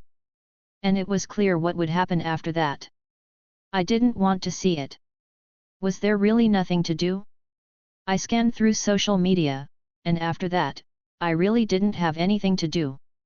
I still felt strange, but it was better than this morning, so I put my phone down and lifted my pen again. No matter what I did, I still had to study. I couldn't give up my grades or the college entrance exams. Getting into a prestigious college with a 4-year scholarship. Then, joining a munitions company instead of doing the regular soldier duties to earn some money for my family, and immediately working at a big company after that. It was the future I dreamed of. Taking care of my sick mother and creating a family was my dream. There was no time for rest. I was about to go through my prep book when my phone vibrated again. I thought it was a message again, so I was about to turn it off, but it was a call. The moment I saw the sender, my heart skipped a beat. Hospital. It happened suddenly while she was getting better. HAAA. Since the urgent issue was taken care of now, let's watch her and see what happens. After the physician left, I looked at my mom blankly. Beep. Beep. She was breathing through an oxygen mask. No one would be able to believe that she had been joking with us yesterday. She didn't look good at all. I'll be back after some fresh air. I didn't listen to my brother's response and left the hospital room with wobbly steps. I felt like all the energy left my body. Why did I feel so dizzy since this morning? Erng. Just then, my back pocket vibrated. I blankly pulled out my phone. You can make a wish if you reach the end of the obelisk. Would you like to participate? Yes or no? Even though it was a spam message I saw all the time, it was particularly conspicuous because it came at a different time. One word stood out the most. Wish. It would be nice if it wasn't just a game ad and was something that appeared in movies or novels. If I could really make a wish and heal my mother's mysterious disease, I would want nothing more. I tapped the screen, trying to calm down. Just then, the yes or no section turned blue. There was a link connected to him. I found myself clicking the yes button. Chapter 358. Cha Jeong-woo, 4. You have connected to the obelisk. Your personal information is being confirmed. Please wait a moment. What is this? My vision blurred and a new world appeared. I stood there blankly, not knowing where I was. I had just been in the white hallway of the hospital, but this was a closed room with black walls all around. The light coming from the stone on the ceiling was the only way to see. There was a weird hologram floating around me. The obelisk? Personal information? I didn't understand any of it. It all seemed to come straight out a movie. Was my illness so bad that I was seeing illusions now? Is anyone there? Hello? Hello? Low? Low? Low? My voice echoed on the walls. I got a grip on myself then. There were two possible scenarios. I was crazy, or this is real. Our poor schizo brother would have paced around, asking where this was, but I calmed myself down and tried to look at the situation with reason. The more realistic judgment out of the two was the former. The rare disease I had was hard to diagnose, so it wasn't weird for illusions to suddenly be its symptoms. It wouldn't be strange for my brain to be influenced by the shock that my mother suddenly fainted. So if this really was an illusion, there was nothing I could do until someone from outside treated me. But if this was reality, it was totally nonsensical. But if some godly being granted my wish like in a movie or a novel, then what now? Let's face it head on first. I decided to accept this realistic illusion. If it really was an illusion, I had to find a way to get used to it, and if it was real, I needed to get back to my mother and brother. Just then. All player information has been confirmed. Player, Cha Jeong-woo. Would you like to continue? The letters in the hologram changed and new information was shown. It looked like a message one would see in a game. I nodded. You have accepted. From now, your awakening as a player is being prepared. Unlike other players, you have entered through an invitation of the future. There will be a short guided tour to close the gap in skills. First, please choose one of the weapons below for smooth progress. List. 1 sword type. Long sword. Short sword. Saber. 2 dagger type. 3 spear type. 4 batting type. 5 throwing type. 6 others. There were 6 categories in the list. Each category had tens of weapons. They were all things one could find in a game. I pressed the one that was at the very top. Long sword. The blade is sharp and straight. The most basic weapon. The overall length is 90 centimeters, the width 3 centimeters, and the weight 2 kilograms. Would you like to select the long sword? Warning. A weapon cannot be returned once selected, and you cannot choose other weapons. Would you like to continue? I quickly lifted my hand from the hologram. The message about selecting the long sword disappeared. I have to choose wisely. If this was reality, I had to be prepared. I didn't know what would come after. I was dropped in a closed room after clicking yes to the message.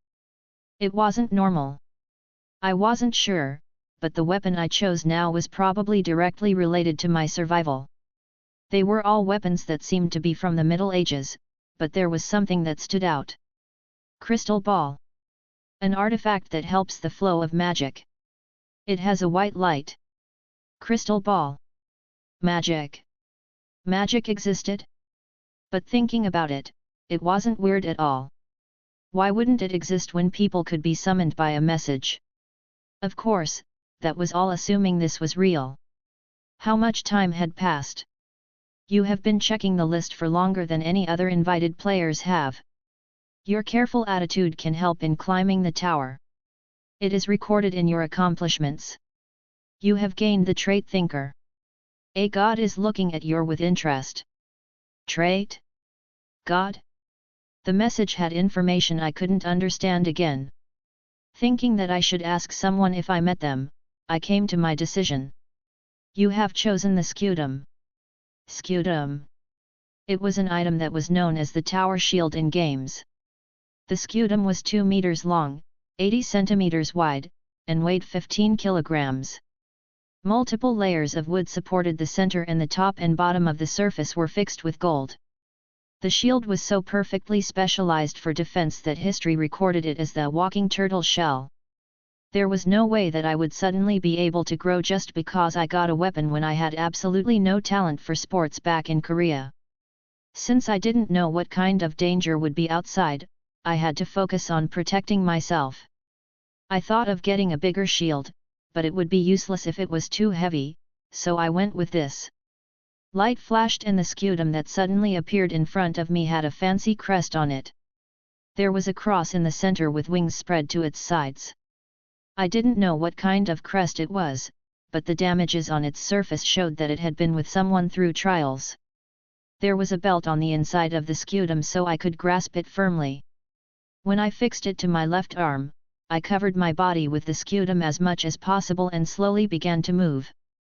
That moment, the tightly closed wall opened with a creaking sound. There was a long path beyond it. The light there was brighter than where I was, but I was careful in my movements. Ohio, Ohio. Ohio here. You're so careful that you're a scaredy cat. A strange laughter rang in the hallway. Footsteps became louder as something approached my direction. I peeked through the corner of the scutum to check who it was. My heart thumped when I saw it. What is that? He was less than 150 centimeters tall with bumpy skin and lips that stretched to his ears. Sharp canines. The word monster described him perfectly. But the neat tuxedo and monocle looked well on him, so it was strange. Still, since you came here on an invitation, it means that you were acknowledged by the tower. You don't have to be that careful. The monster curved his lips, fixing his monocle. He probably thought he was smiling, but it was too gruesome for me. Was this really an illusion? An invitation? What's that? The only life form I met in this strange place was that monster. First, I needed to find out where I was. Oh dear! Isn't the invitation useless if you don't know what it is? That's why I'm asking you. Did you get anything when you were connected to here? Just then, I thought about my phone. The ad message that said I could make any wish if I reached the top of the obelisk. Is it this? I showed my phone to him. The monster smiled with satisfaction and nodded. Seems like you're from a developed world. That is right. The invitation of the future has been confirmed. You have succeeded in meeting the guardian Ivilka. A special benefit is being provided. Ivilka? Was it that monster's name? The benefit that'll be provided to player Cha Jeong-woo is Ohio. How interesting. Dreaming of a dream. It's pretty rare, but it's yours now. Benefit, dreaming of a dream. When the player wishes, they will be able to log in and out of the obelisk freely. There is a limit of 2 times. If invited by invitation of the future, the benefit can be exchanged with a new one for a price. What was this now? I didn't know anything at all. It seems like you're curious about a lot of things. It's the duty of a guardian to lead confused players on the right path. If you're curious about anything, feel free to ask. I'll explain everything that I have the authority to. Ohio. Ivilka's summary was very simple. This was a tower. A point where multiple worlds and universes met. Tens of thousands of beings visited it every day, hoping to climb it. Tower? What's in there? Gods. Gods. Yes. Gods. At the end, there's the path to become a god. What kind of nonsense are you? Gods? There was no way they existed. My family wouldn't be in the state we were if they did. Ohio. It's up to you to believe me or not. In fact, supernaturals called gods and demons are just imagined beings.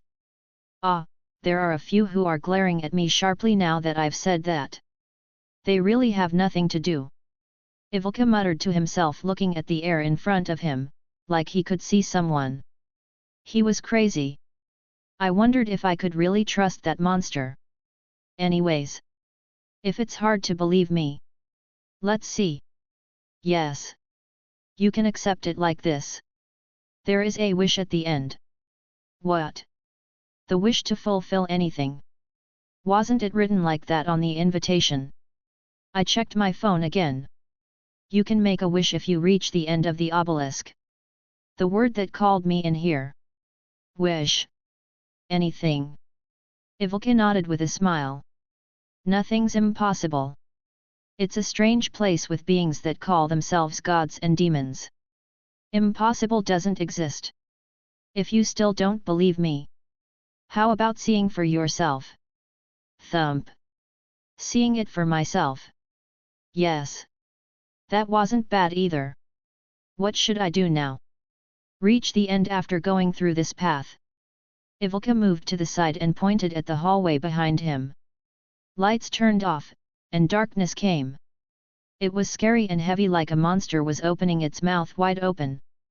Normally, I would have stepped back in fear, but I just clenched my teeth. If a wish really was granted after reaching the end, I might have been able to see my sick mother laugh again. I also thought about what Hyung would do in this situation. What would he do if he had this chance? It was obvious. He wouldn't look back and face it head-on. Like that, I took my first step into the darkness, completely dependent on the large shield. And that day, I died. Beep, beep beep. I opened my eyes at the noisy alarm sounds. I could see a neat desk and books stained with spit. There was a notebook with a pen lying next to it. I guess I fell asleep while I had been studying all night. My head hurt like someone was poking at it.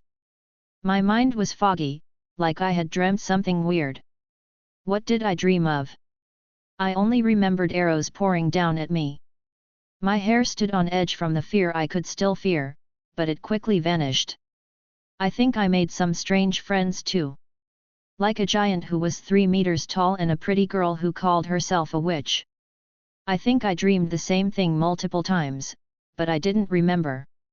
What did I dream of? Chapter 359. Cha Jeong-woo, 5.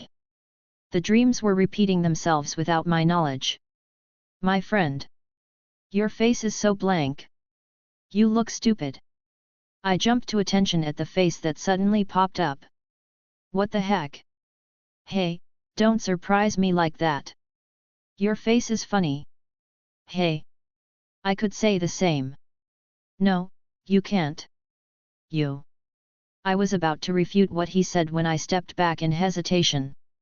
This guy was naively nice to me, but his body was hard to approach.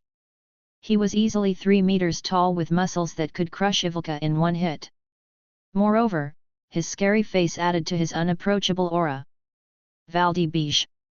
He called himself a descendant of the extinct giants. He was a half-giant or something. He joked that his giant genes were so faint that he was neither a human nor a giant anymore. People would scoff if they heard the joke, saying that it wasn't even funny, but I had stayed in this world, the tower, for a short while, and I knew how unbelievable this place was. I knew he was joking, but he was actually telling the truth. It was an extreme coincidence that I met Valdibish. The task of Section A was to clear the path of arrows. For me, who spent my time pent up in my room studying, it was an intense place. Half of me still thought that this world was an illusion, but I couldn't stop myself from feeling fearful because all my senses felt vivid. And what if this was really reality? If I was hit, I was on the fast track to death. I thought about using the benefit or whatever it was to leave the tower, but my feet didn't move. What Ivilka guaranteed continued ringing in my ear. I could be granted a wish at the top of the tower. A wish. The image of my sick mother flashed before my eyes. My desire to see her smile brightly at us and hug us tightly like when my brother and I were younger made me waver. All right. Let's just try it once. I hardened my resolve and pressed on. First, the item I chose was the scutum. I thought it would be possible if I hid behind the shield and moved forward slowly. However, my expectations were different from reality. I couldn't tell where the arrows were coming from. There was just a swish sound and a puke sound that came after. The scutum shook like it would crack at any moment. There were multiple times when I almost lost my balance and my left arm hurt from holding the shield. The biggest problem was the direction. I could stop arrows coming from the front, below, and above, but there was nothing I could do about the ones that were coming at me from behind.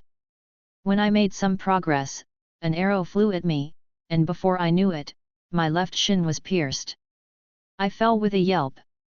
I tried to lift the shield again as soon as possible, but it was hard to raise myself because the pain was too great. There were 2 thoughts that came to mind then. One was, am I dead now? And the other was, why is this familiar? I felt a sense of déjà vu, like I had experienced this in a dream before. I had died from severe bleeding because I was mercilessly impaled by the arrows, but when I woke up again, my alarm was blaring. It felt like such a realistic dream. Of course, that was just gibberish. There was someone who saved me right before I died. It was Valdibish. I couldn't forget when I first saw him. Because of his large size, he was the perfect target for the arrows, but he just lifted me with one arm and swung his sword with the other, carrying me to the entrance. He was my savior. Although I was surprised when I saw his face.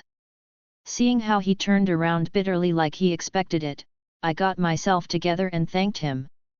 As we spoke, I learned that Valdibish only looked scary and was actually extremely kind-hearted.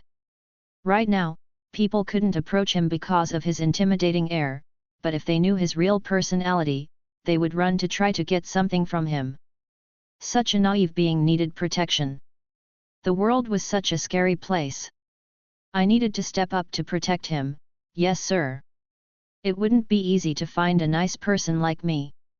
Of course, I was planning to have him carry me as the price. He. Friend, you look like you're plotting something. Valdibish narrowed his eyes at me. I scoffed. Nonsense. Anyway, remember what you told me last time? Yun-chi. Yeah. That. You said it was moving magic power, right? What do you do after that? Magic power. An energy that I never felt back on Earth. But in the tower, it was a bare necessity for players. I was getting special lessons from Valdibish to enter the tower. I felt like I wouldn't be able to get past Section A if I didn't have it. But... no. Valdibish shook his head. Why? Friend, you're still a beginner. You can't accumulate or move energy yet. But teaching you the activation step would be like teaching a baby how to run. Hey? It works. The F. I spread my palm open. Something that looked like white fog wafted up and twisted like a cruller. Friend, you tricked me. What? You know magic power. I didn't. I really didn't. But how can you do it so easily? Well, I'm good at everything I do. Valdibish looked at me suspiciously. Hey! You were the one who said my body was trash. Valdibish sealed his lips as if he remembered what he said the previous day. He touched my hands and feet after I told him to teach me magic power and said, Friend, your body is really trash. You're gonna die at this rate. Do you know how hurt I was because of that? But the thing called magic power was easy to use once I felt it. It took about a day. Valdibish said that if you weren't talented, it could take several years just to feel it and even longer than that to use it. Was this so hard? Valdibish continued to teach me other things, not satisfied with what I could do. The next steps to using magic power after activation was granting, settling, creating, strengthening, and changing properties. Each step was fun, like a world I had never known before was opened. I begged Valdibish to teach me more. Then, I found myself being able to use all the basics of magic power after a day. No way. This doesn't make sense. It took me 10 years to do this. But friend, you did it in a single day. That's why I said I'm a genius. I raised my nose and shrugged. Valdibish spoke, blatantly staring at me. Friend. What? You're annoying. Grin. I responded with a smile. I know. But what can I do? I can't help being so great. Friend. What this time? Can I beat you up with this? He raised his large sword. After some time, Valdibish and I were so famous that everyone in the tutorial knew of us. A strange combination of a fool who didn't even know the letter M in magic and a half-giant who just swung his sword around. Did we look like Dumb and Dumber to them? I was at the front while Valdibish swung his sword energetically behind me. We slowly moved down our path. We were slow like turtles and laughed at by the skilled players, but we were still steadily making way. This time, we were getting ready to get to the middle, but someone suddenly spoke to us for the first time. She was a super upper pretty girl. Like an idol my age on TV. Who? Are you guys them? Lanky and sturdy. What were those horrible names? I happened to be looking for a party. As you can see, I'm slender and pretty, so everyone just looks at me slyly.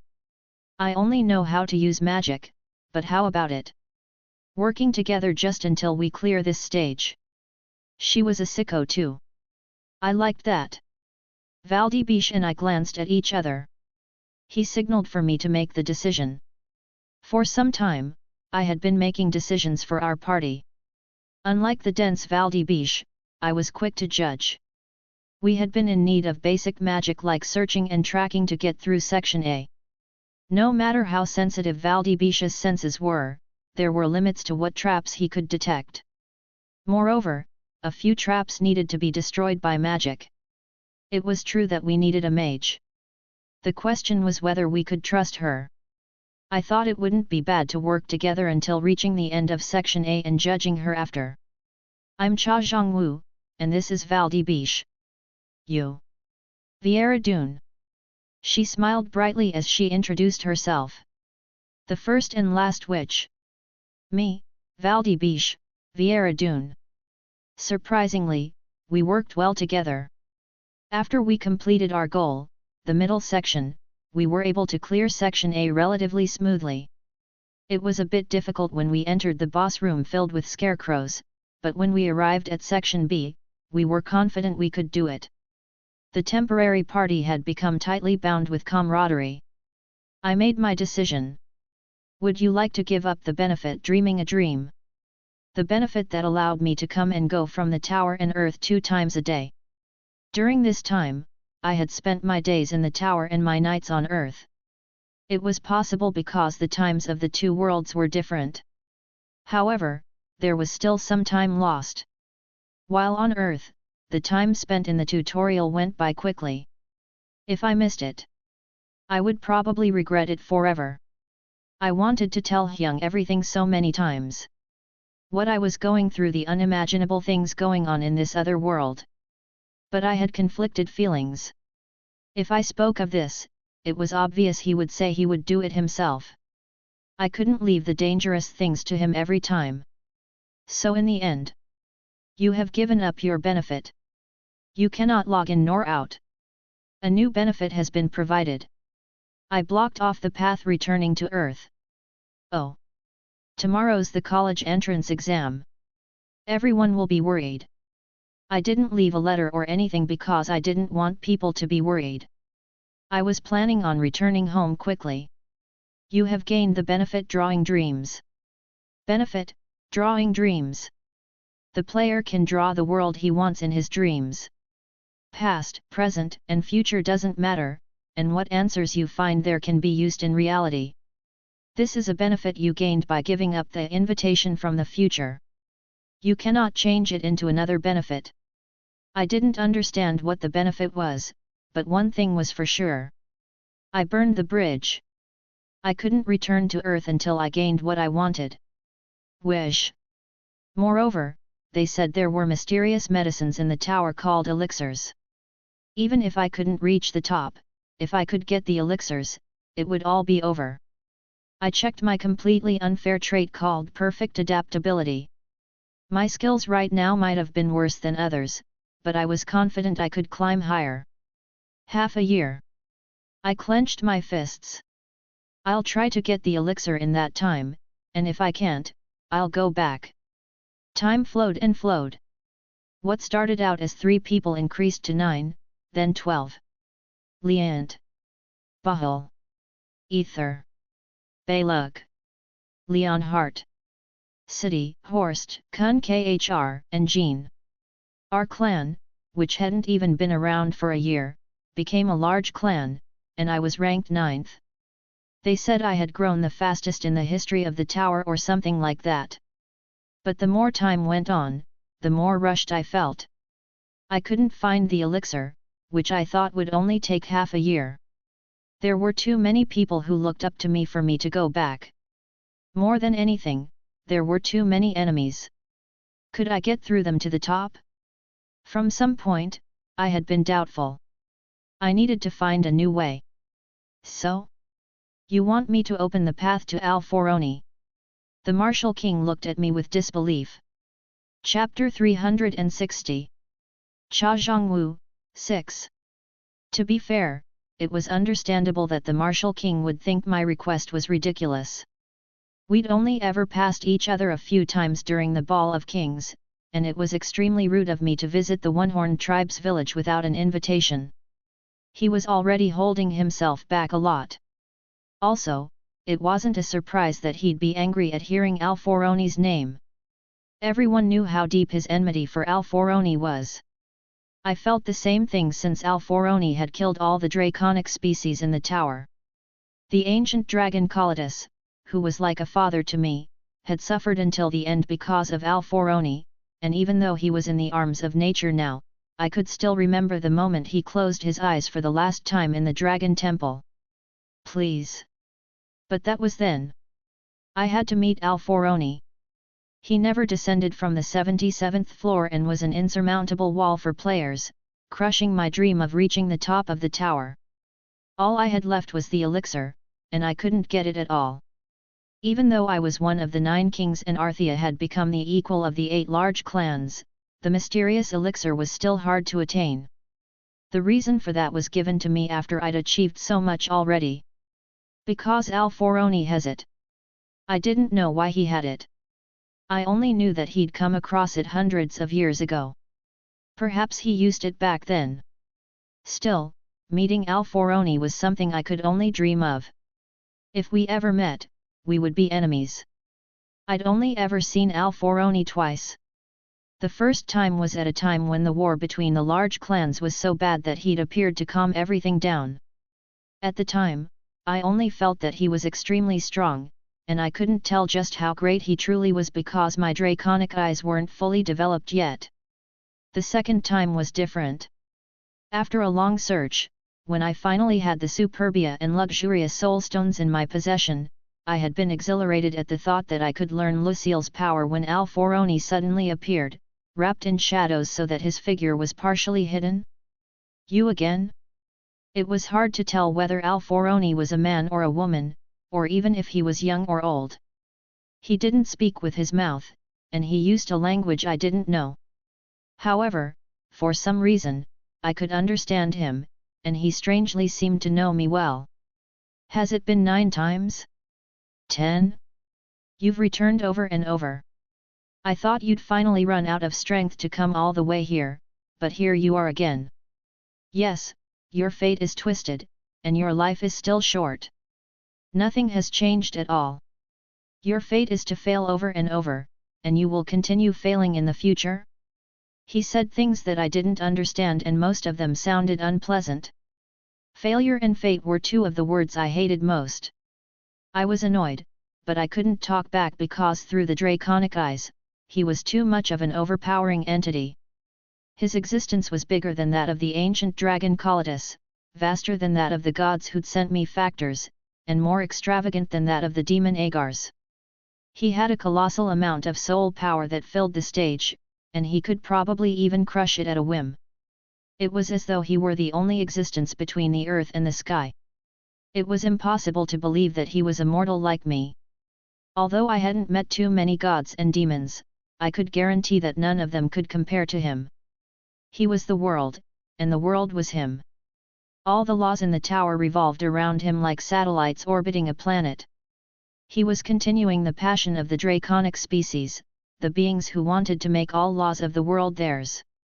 It was at that point that I realized how the great draconic species had fallen without being able to injure him at all, why no players had been able to pass the 77th floor in thousands of years, and why gods and demons had been ripped apart when they tried to leave the 98th floor.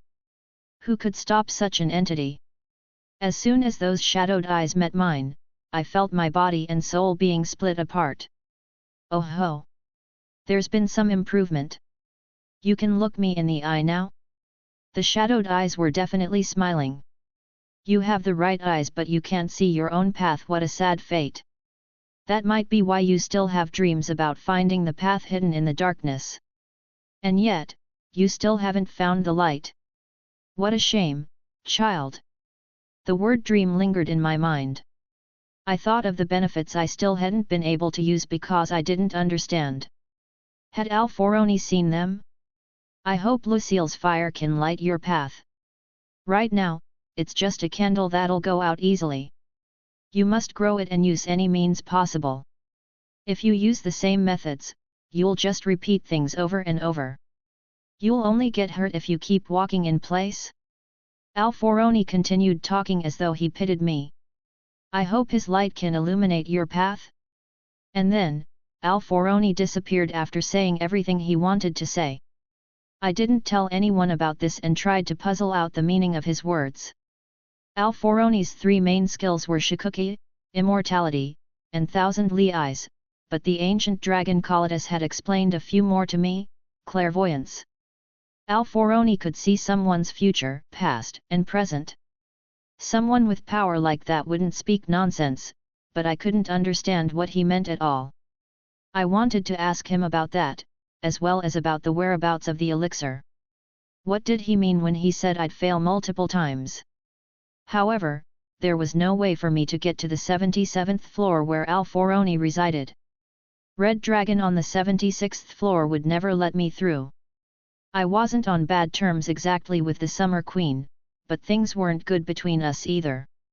If I brought up a sensitive topic like Alforoni, she would shoot her breath at me without any hesitation. However, the Martial King was different, and he knew a shortcut to the 77th floor. The problem was that he didn't want to help me. Do you know about what kind of being Alforoni is? I do. No, I don't think so. I didn't know how to respond to that. He's the apostle of the tower. He's the tower itself. You think you can stand against that? No way.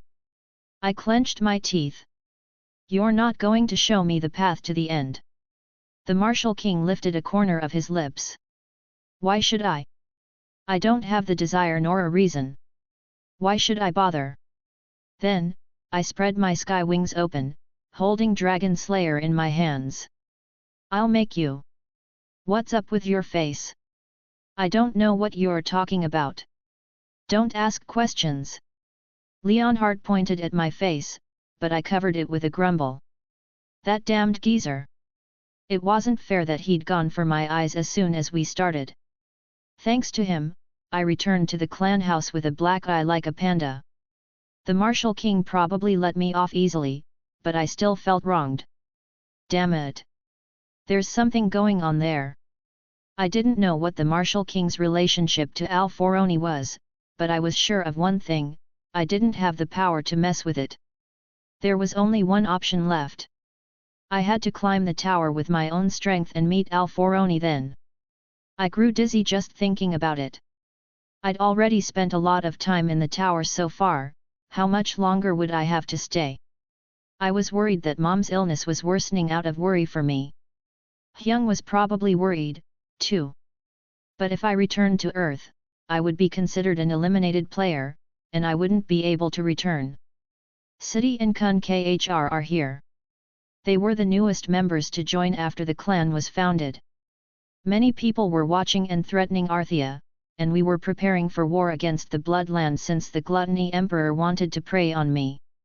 Our clan members were visiting different large clans to build up allies, and I heard that those two had gone to the Devil Army and the Sea of Time. I wasn't sure about the Devil Army, but there was a chance with the Sea of Time. However, Leonhardt shook his head dejectedly. Nothing. Discussions with Bloodland have come to an end too. They want you. Leonhardt was as famous for his wisdom as his outstanding swordsmanship. If he said the discussions were over, it meant there wasn't any hope left. So in the end, it's another war for us. I sighed, leaning back in my chair. It hadn't been that long since we'd last fought a war, and another one was looming on the horizon. I wasn't scared, but it would eat away at the time I needed to climb the tower, and it was extremely frustrating. I'd like to leave the clan. Kun Khr's shocking announcement shook Arthea. Hey, where did that come from all of a sudden? We were drinking together just fine yesterday. Is it because of City? Why don't you think about it again? No. I thought about it all night. If you'd like to punish me, I'll accept it gladly. Kun Khr seemed firm. It was probably because of City, who died in battle some time ago. She and Kun Khr had been lovers and had even been thinking about getting married after the war was over. But now, everything was ruined. All right. Hey. Cha Jeong-woo. You can't just let him go like that. Stay well. Don't get beaten up. If you do, I'm gonna find you and beat you up again. Thank you for everything. Kun Khr left after bowing. The other clan members looked disconcerted. We'd managed to endure all the wars because of our close-knit camaraderie, and everyone's spirits plummeted with his departure.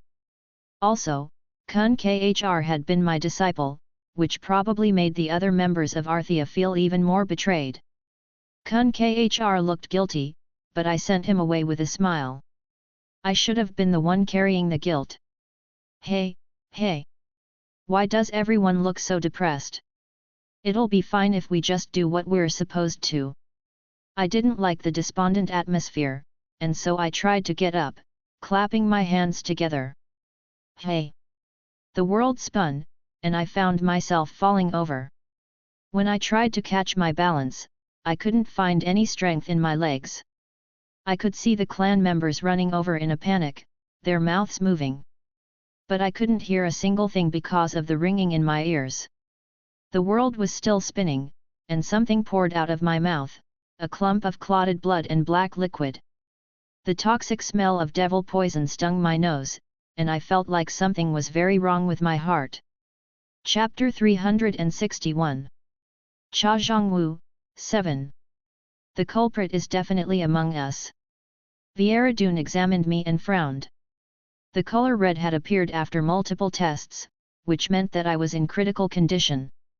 Someone had been poisoning me over a long period of time, so carefully that even my trait, perfect adaptability, hadn't caught it.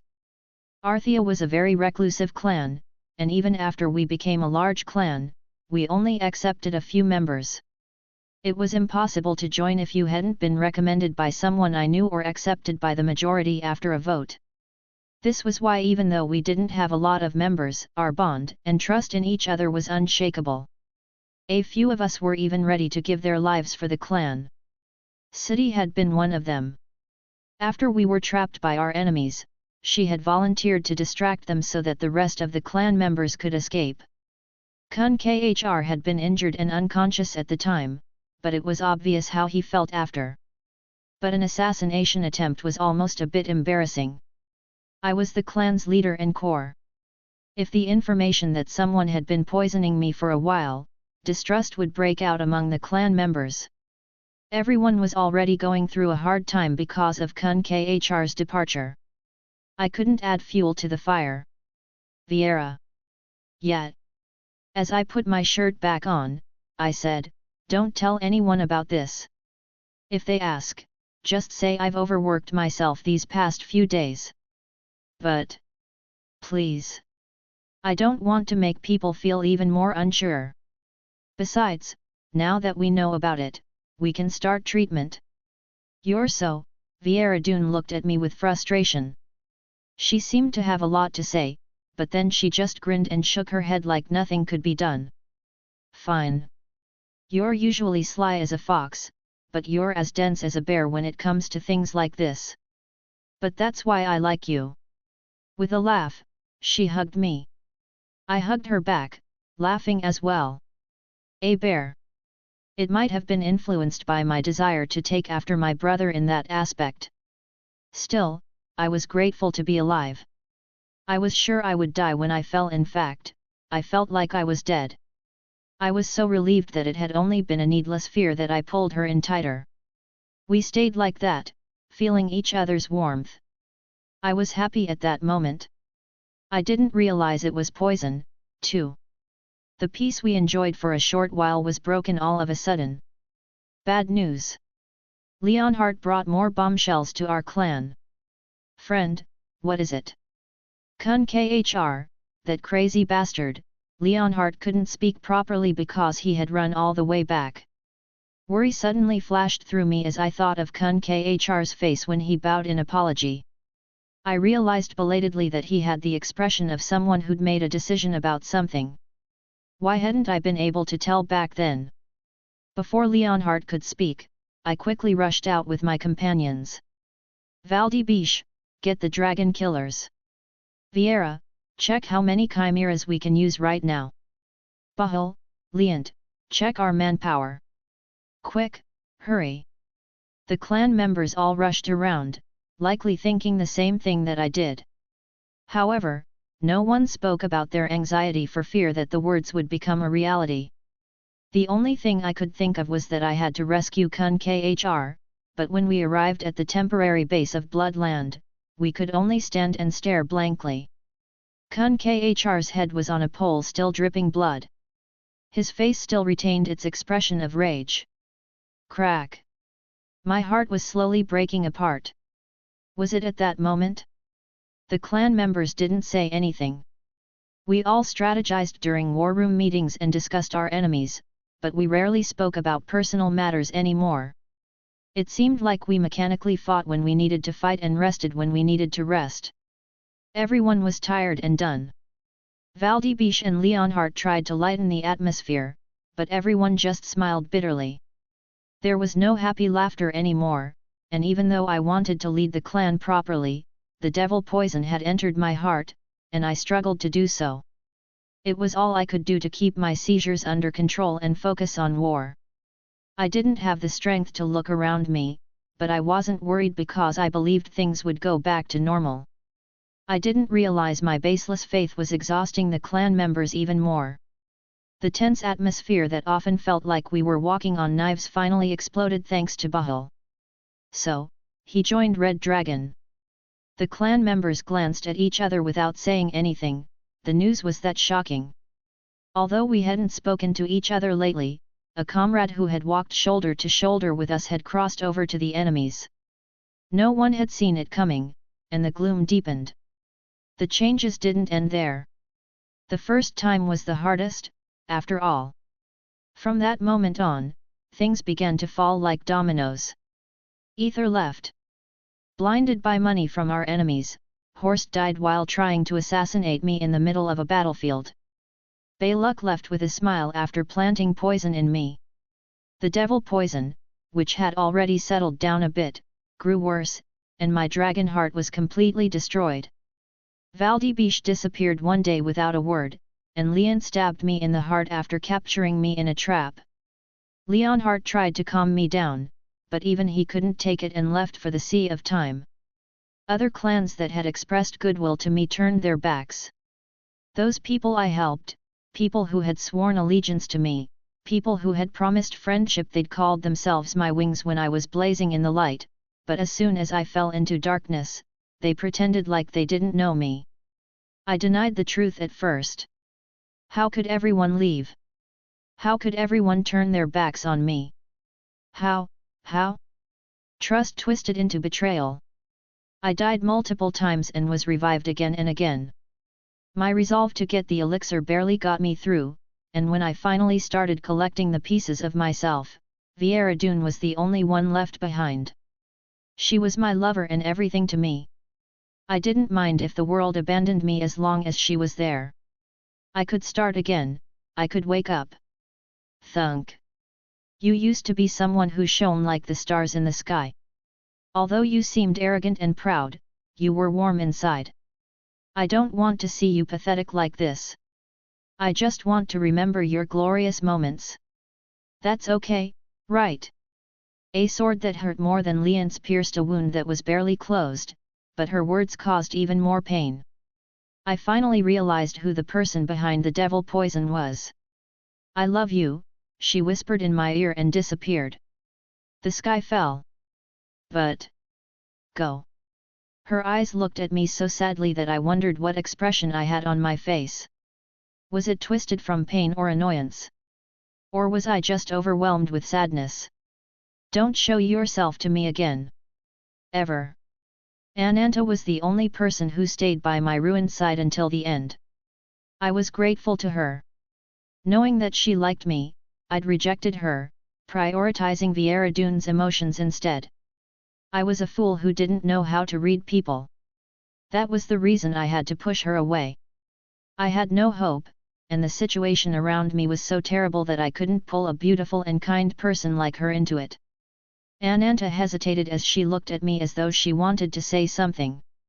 Her eyes were filled with pity. Then, she bit her lower lip like she decided something and spoke firmly, anything. The strength in her voice resounded in my heart. I thought it had been destroyed a long time ago, but it seemed like it could still perform some of its functions. I'll do anything I can to protect her. With those words, she left. I collapsed to the ground and sobbed without making a sound. I wanted to shout over and over, "Stay by my side." I wanted to say that I was lonely, tired, and in pain. I wanted to tell her how cold this place was. But I forced myself not to say a single thing. "I'll do anything I can to protect her." Ananta's words moved me. I didn't know who she was going to protect, but I had something to protect as well. I put my hand into my breast pocket where a glass bottle containing a sparkling blue liquid lay hidden. It was the elixir, the mysterious medicine that would heal my mother. I had gotten it from Alforoni on the 77th floor after forcing my way through the 76th floor. "Is this your fourth time here?" "The time, yes. You're closer than before. But that's all. Nothing has changed. I supposed the fate engraved into your soul won't change." Alforoni had been surrounded by darkness and fog, but he spoke like he was proud of me as he patted my head. "Child, you're dreaming of nightmares over and over, trapped inside a cycle. I hope you can escape the nightmares and understand your path someday." I still couldn't understand what he was saying, but I could tell he was encouraging me. There was still one person left in the world who could say those words even after everyone had abandoned me. Even though I didn't ask for it, Alforoni had given me the elixir as if he understood, saying I did a good job. He returned to the spot where he had been standing and looked up at the glittering night sky. It was beautiful. A galaxy split the center of the sky, and stars twinkled around it. I was so dazzled by the sight that I couldn't do anything other than stare at it blankly for a while. I don't remember exactly, but I probably cried because my eyes were wet when I came to my senses. I returned to the hidden stage of the 50th floor where the clan house was. I was already wrecked beyond recovery after getting through Red Dragon and fighting the Summer Queen, but Alforoni's encouragement and the galaxy of stars had given me a taste of happiness. When I touched the elixir, I was filled with the impulse to drink it, but I knew that it would be impossible to heal myself even with the elixir, so I just shook my head. I hadn't forgotten what I'd come to the tower to do and the promise I'd made to Mom. There was a problem, though. I had to retire in order to return to Earth. I wouldn't be able to climb the tower again, but since I didn't have much longer to live, it didn't matter. However, the problem was that the 50th floor was filled with enemies who had smelled blood in the water after sensing the catastrophe on the 76th floor. I needed to get through them in order to retire, but I didn't have any strength left. What could I do? How could I get through them to give Mom the elixir? I was deep in thought for a while. "A god quietly observes you." I lifted my head at the message that suddenly popped up. It was a gaze that appeared from time to time from a being who was interested in me but never revealed its name. Even now that I was stronger, I still couldn't see any of the being's characteristics to tell what kind of position it had or who it was. But it wasn't the message that inspired me, it was the being's actions. "Do I have to get past all my enemies? Everything will be over if I lose the elixir. If I can leave it to someone I trust." However, there wasn't anybody I could trust. No. There was one person. Hyung. But it's too dangerous for Hyung to come here without anything. It had been a long time since I left Earth, so his personality could have changed, but the world of the tower was rough and difficult. Even Hyung would struggle to get to where I was. However, if Hyung could see the path I'd walked, just as the gods and demons on the 98th floor watched the lower floors, he would be able to ascend quickly. I quickly pulled out the pocket watch and soul stone. A memory I shared with my brother could hold my memories and vestige, and the stone of Superbia could be the medium. No, that wasn't enough. I didn't want to leave just a simple diary. I wanted to create an item to help Hyung find the right path. I'd walked a path of failure, and I couldn't ask him to do that as well. I had to find a more efficient and correct path for him. What could I do to make this happen? A god watches you. I was deep in thought again. A god takes interest in your decision. There was a way. The benefit.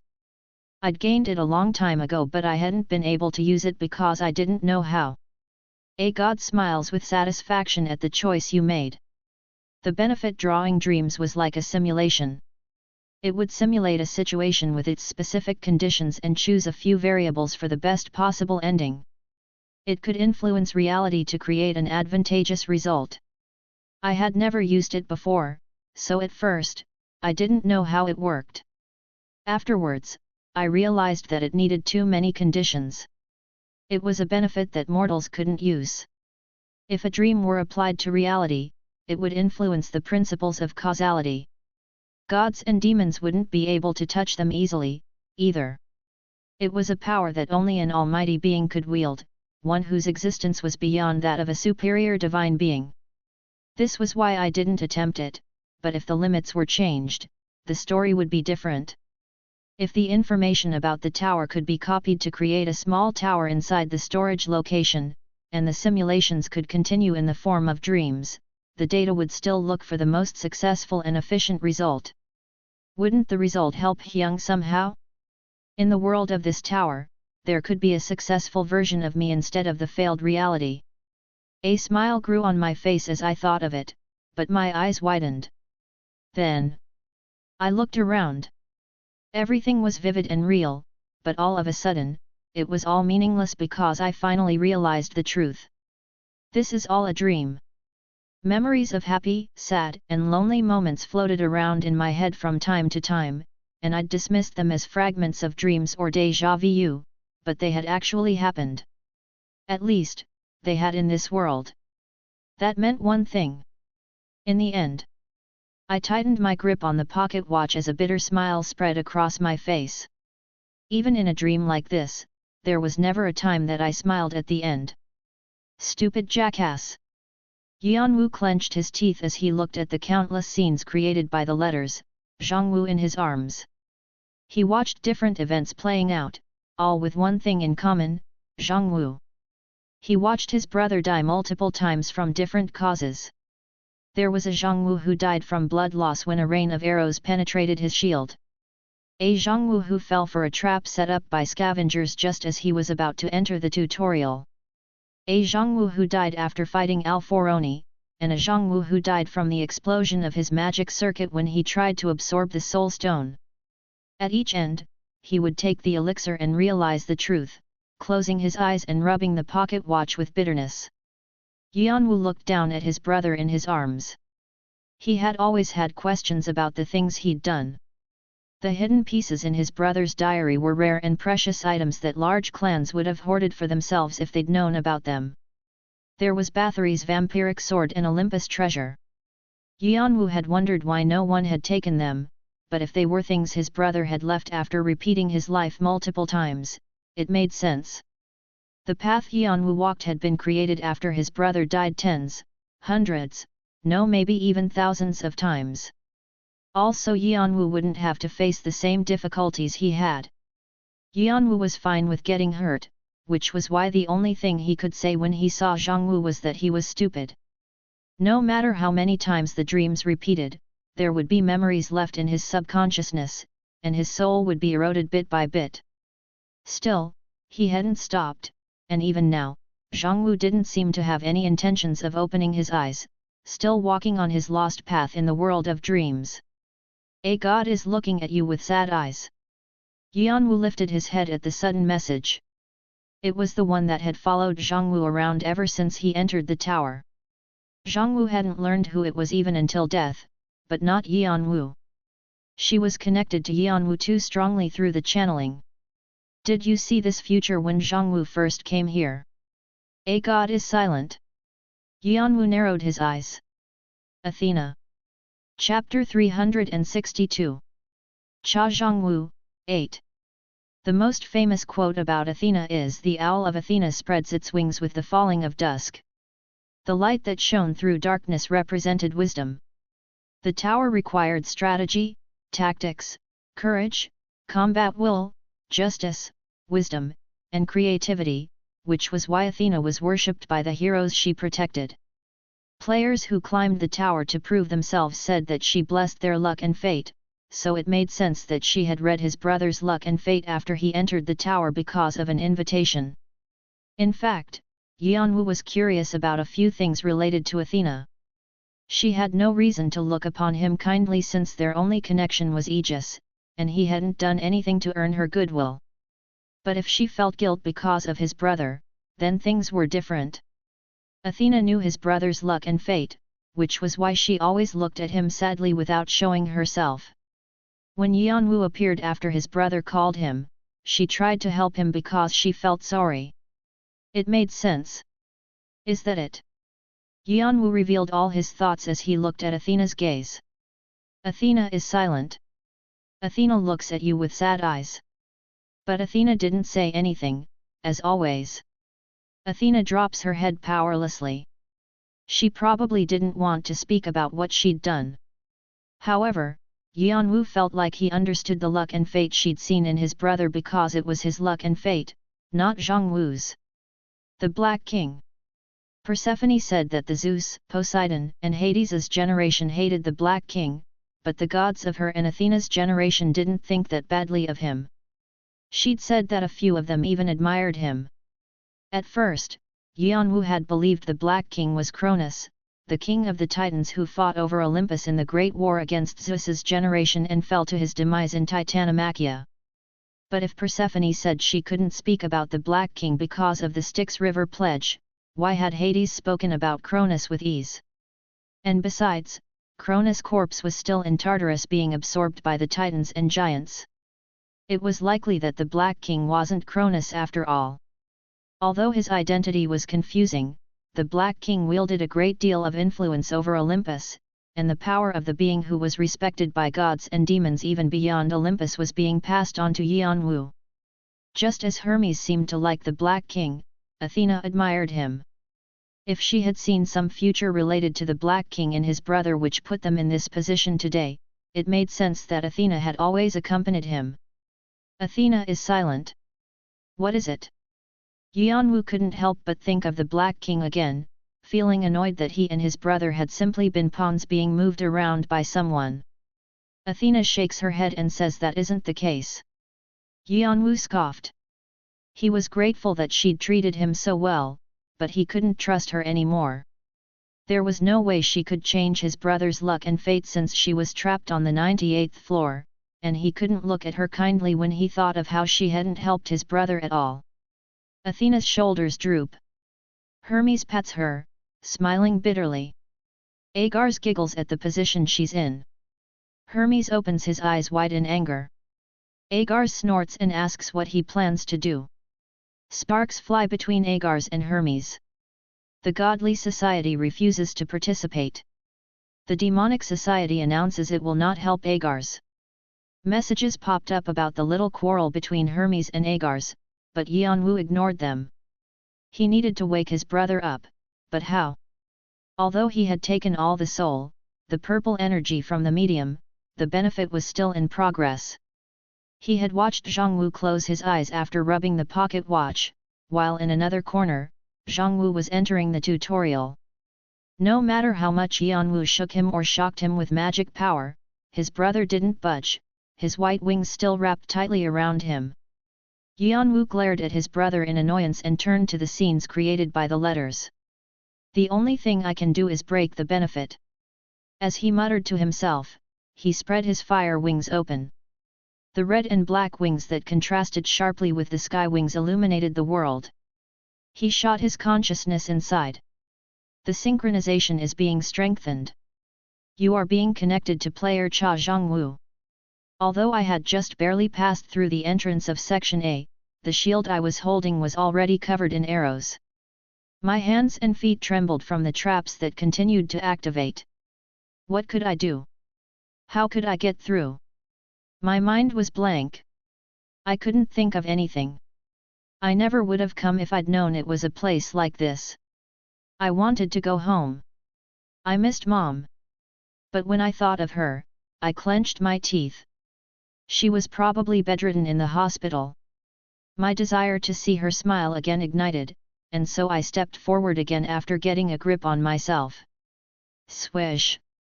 The sound it made was tiny, but I heard something fly behind me. I reacted a second too late since I'd been expecting the traps to appear in the front as they'd always done. I was flustered and didn't know what to do. Hey! I suddenly turned around and stretched my right hand out. The arrow seemed to get sucked into my hand, and things didn't stop there. I twisted my arm to deflect the arrow. Clang! It collided with another arrow approaching from the opposite side. I had done all of this without even realizing what I was doing. I looked down in disbelief before whipping my head around to look behind me. Someone had helped me from behind, I was sure of it, but I couldn't see anyone there. The feeling had been so familiar. Was I deluding myself? Hyung, I muttered, thinking of someone who wasn't there. I clenched my fists again. Although I had acted without awareness, I suddenly grew more confident, and a determination to press forward filled my head. I got into the proper position behind my scutum and slowly marched forward again. My legs had stopped shaking. Little by little, the world began to change. There behind us. Viera. Ice wall. Walls of ice suddenly shot up from the ground, scattering the attacks against us. The scavengers who'd tried to ambush me from behind were lost in a labyrinth of ice. Tui. I spat roughly on the ground in relief. Just one moment too late, everything would have been over. But who warned me? The dust clouds had blinded me so much that I couldn't tell what the right time to attack was, but the timing had worked out because I heard someone say now. The voice was familiar and sounded just like Hyung. PSH. I smirked at myself. It wasn't possible. Hyung was on Earth. Still, I was grateful that we were victorious thanks to the voice that sounded like his. You sons of bitches! You're all dead! I gripped my sword and ran forward. Every time I might have died, someone was there next to me. The clan members were silent when Kun Khr announced that he was going to leave the clan. I slowly stood up, the gazes of the clan members on me. Kun looked at me with a blank expression, not understanding what I was doing. I grinned at him. Thwack! I brought my fist down on his head. Aak! Kun Khr grabbed his head and stumbled. The face that looked obstinate and ready for a fight was now tearful and questioning, as though he felt wronged. I snorted. Are you looking me in the eye right now? Do you think you have the right? Kun Khr was silent. Shut up and trust me. I'll take care of your revenge. But... Tisk. I cut him off, glaring at him fiercely. Just accept it with your thanks. Why are you still talking? Shut up and follow me. Normally, I would have let him leave since he had probably thought about his decision over and over, but I felt like I would regret it someday. I didn't want to lose someone special to me. I wondered what Hyung would have done, and the answer came easily. I knelt to look him in the eye and patted his head. I said with a warm smile, I'll be your lighthouse. There were times when I regretted my choices. I could have made better ones. Why hadn't I stepped up during those times? Viera. What? You're the one who's been poisoning me. What? Crunch. Damn bitch. All those moments changed. Marshal King Ajasi. What now? Did you come because you want to get beaten up like yesterday? No. I just wanted to say this to you. The Marshal King waited. You should know how to be nice sometimes, and be more generous to your hubes. Try to tone down your temper. You must really wanna die, hey. I'm going to die someday, anyway. Shit. Whatever. If you want to kill me, go ahead. I don't care anymore. Come on, stab me. If those changed moments could create a new future. Ananta. What? She was about to turn away in disappointment, but I smiled faintly at her. Thank you. For everything. Could I smile at the end? Crack. I could hear a breaking sound. No. Can I smile now? It was the sound of a glass wall cracking. The fractures spread throughout the entire wall like spider webs. The world came crumbling down, and the many versions of me joined together as one. I felt like my head was about to split from all the vestiges and information that was pouring in it, but I realized what was happening. Slowly, I pulled back the wings that were wrapped around me to see a familiar face that looked exactly like mine, as though I were looking into a mirror. But it was so cold that it looked ugly. My face was better looking than that. So you came, Hyung. As he looked at my bright smile, Hyung opened his arms with an impassive expression. Was he asking for a hug? He looked like a robot because of his expression. Still, my tears brimmed in his eyes because it had been a long time since we last saw each other. He was the same as he'd always been, a cold exterior with a warm heart. I grinned, planning to hug him when he suddenly hit the back of my head. Smack! Aok! My head felt like it was shaking.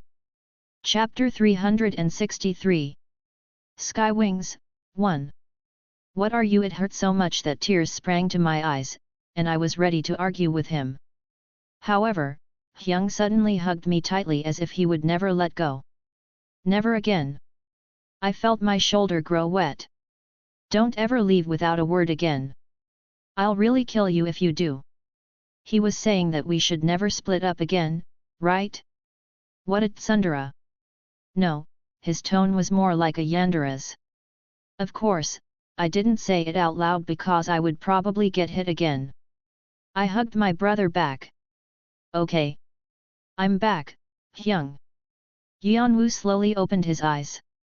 He was in the real world once more and not the white world of letters. Brahm and Hanova were looking at him with concern. Are you all right? Fool! Why did you suddenly faint after touching the pocket watch? Brahm cast magic on Yeon-woo to check if he was hurt, and Hanova's face was filled with worry as he shouted at Yeon-woo angrily. Yeon-woo confirmed that he was fine and turned to Brontes, who was staring at him. How long was I like this? It's been about 3 days? Yeon-woo clucked his tongue. He didn't realize so much time had passed. But in a way, it wasn't a surprise. He needed an extreme amount of concentration just to deal with the energy of the Soul Stone, and considering what happened in the White World, 3 days was actually a short period of time. I told everyone else that you were busy because something had come up? Thank you. But... Brontes narrowed his eyes as his voice trailed away. Looks like you unsealed the Soul Stone, is that right?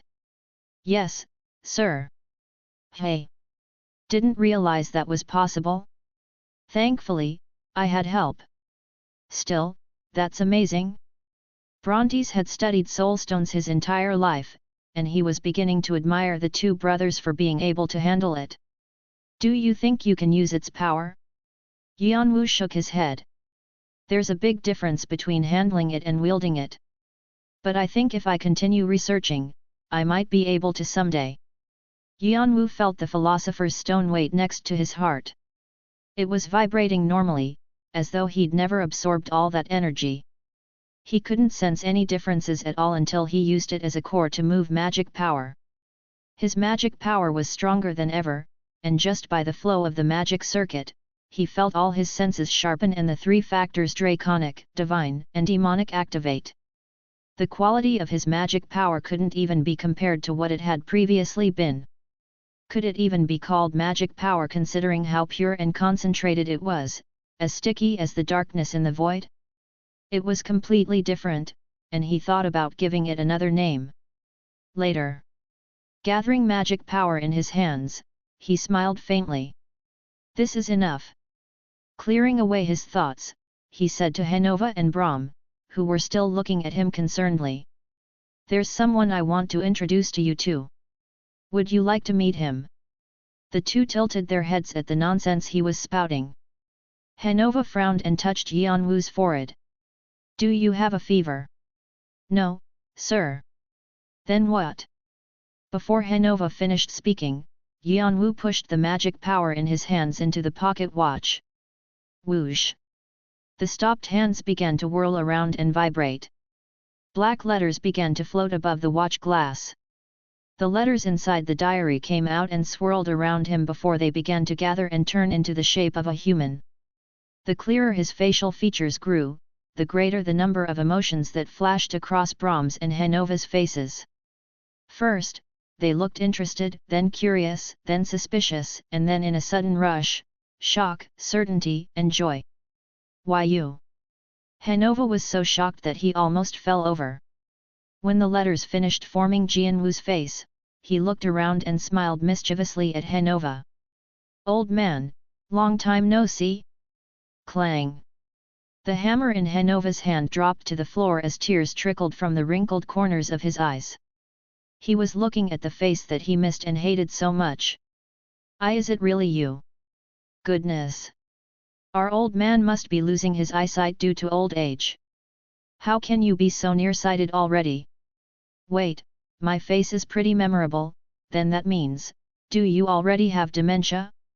I see it really is you after hearing your blabbering on. Hanova fumbled with his short arms and pulled Jeong-woo to him. Gosh, why are you being so embarrassing?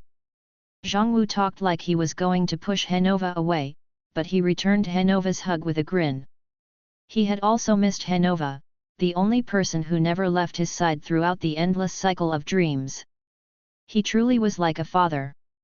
Brahm looked at the two with reddened eyes, also feeling tearful. He despised his homunculus body during emotional moments like this, but he realized something and looked at Jeong-woo with his head cocked. Finally his eyes widened and he turned to Yeon-woo. Yeon-woo, did you? He quietly asked through their connection so Jeong-woo and Hanova couldn't hear. Yeon-woo shook his head firmly. Please don't tell them anything. Brahm's eyelids trembled for a moment, but he bit his lower lip and nodded. All right. Understood? I'm really tired. I can take a nap, right? Jeong-woo glanced at Yeon-woo while nodding. Although he was acting fine, he was actually extremely worried because his soul was worn out after going through all the cycles of the benefit. He could be scattered into a basic spirit at any moment, and it was a miracle that he'd managed to preserve his identity in the first place. Although Yeon-woo filled Jeong-woo with black energy, there were limits to restoring a damaged soul. It was possible to raise him to the Gui level, but things might become worse. Jeong-woo knew his condition well, and he was cautious. He was finally seeing all the people he missed, and he didn't want to close his eyes again. But since he was less than a ghost, there was nothing he could do at the moment. Don't worry. Yeon-woo patted his brothers on the head. Although his voice was emotionless, Jeong-woo still felt comforted by it. Okay? Jeong-woo closed his eyes with a bright face. With a swooshing sound, his spirit body scattered, and the letters returned to the pocket watch. Yeon-woo stroked the pocket watch and turned to Hanova and the others. This watch is like Jeong-woo's house. We have to fix it if we want to heal Jeong-woo. All right. I'll help you as much I can. Hanova rolled his sleeves up, asking where they wanted to start. Brahm and the three Cyclops brothers moved busily as well. Yeon-woo assigned them all different tasks, and they fell on the pocket watch to begin repairing it. Thankfully, now that the purple energy had moved into the pocket watch, it was easy to examine it. It was created using Sutra Basia as a foundation. It should be easy to fix. Brahm smiled as he examined the structure of the pocket watch. Sutra Basia was something that he had created, and he was proud that it had been raised to this level. Yeon-woo had seen most of the secrets of the pocket watch when he peeked into Jeong-woo's benefit, so repairing it went faster than when they created Cunning. The exterior is the best. Jeong-woo left the pocket watch often and moved about freely, so full of energy that it was clear all the fears of him not waking up again were unfounded. He poked into what they were doing so much that Hanova, who was trying to understand him as much as he could, exploded. You're such a pest. Go away. Of course, Jeong-woo didn't listen, and it was a relief that he couldn't move too far away from the pocket watch. If not, he would probably wander around the entire holy territory. After that small commotion, the pocket watch was repaired. Tick-tock. Under the clean watch glass, the hands of the clock finally pointed at the right time. The second's hand moved forward, each click evidence that the pocket watch was functioning perfectly. The only number that they left behind was 12 so that its original form wouldn't be gone forever. When I look at this, I realize how much I've missed it. Jeong-woo grinned, rubbing the pocket watch. His smile faltered a little when his finger passed through the pocket watch. He could touch it with his soul power, but the fact that he had died suddenly brought him up short. However, Jeong-woo didn't show his feelings and turned the pocket watch over with a bright smile to look at the familiar letters, JWCAH. When I saw this, I wondered when you would grow up. Yeon-woo frowned. He didn't have any words to say. Back then, he really hadn't known anything, and when he'd tried to study, it had been a horrible ordeal. And then you went to Africa with the military. A lot has changed, hasn't it?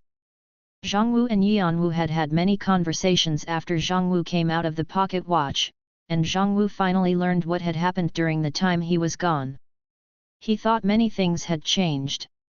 5 years on Earth was a long time, and he was amused at the things Yeon-woo had experienced in the tower. Jeong-woo hadn't really expected Yeon-woo to find him in the Soul Stone since its formation was so complex and its secrets couldn't be unlocked easily. He was surprised to hear that Yeon-woo used the Philosopher's Stone that was in his heart. He hadn't left any information about the Philosopher's Stone in the hidden pieces. In fact, Yeon-woo had accomplished many things on his own, like finding the grid and developing the demonic divine dragon body. Jeong-woo thought that even if he hadn't left information behind, Yeon-woo would have grown well on his own, although it might have taken him longer. That's young for you. It was just like Yeon-woo to do that. Young? What? Jeong-woo could finally ask the question he'd been reluctant to voice. What about Mom? Although he hadn't been expecting it, he thought that Yeon-woo would only find him once he reached the 50th floor and gained the elixir. He had been hesitating because he thought Yeon-woo would have returned to Earth to heal their mother right away. While he waited for the answer, his heart thumped in his chest. She left peacefully. In a calm voice, Yeon-woo gave Jeong-woo the answer that he was dreading. Oh? She believed in you until the end. She smiled because she didn't want to look sad when you came back. I see. Jeong-woo clenched his fists. A shadow appeared on his face, and Yeon-woo couldn't read his expression. He pretended not to see anything and turned away. Jeong-woo's shoulders shook, then, he raised his head, composing himself. He didn't look sad anymore, and his determined eyes made it clear that he'd just decided something. I heard that I have a daughter? Brahm had told him already? Jeong-woo didn't seem fazed at all to hear about his daughter. He'd probably come to terms with it and set a new goal for himself. Although he couldn't save their mother, the will to at least save his child helped Jeong-woo get up again. I was a bad son, but I want to be a parent like Mom. Their mother had loved them so much, and Jeong-woo wanted to be like her. So. He emphasized each word. I want to live again. Yeon-woo looked at his little brother. And I want to hug Sha just like Mom used to hug us. Do you think that's possible? Chapter 364. Sky Wings, 2. Jeong-woo's gaze was intense. What you're saying about living again, it's not the same as Brahm's case, right?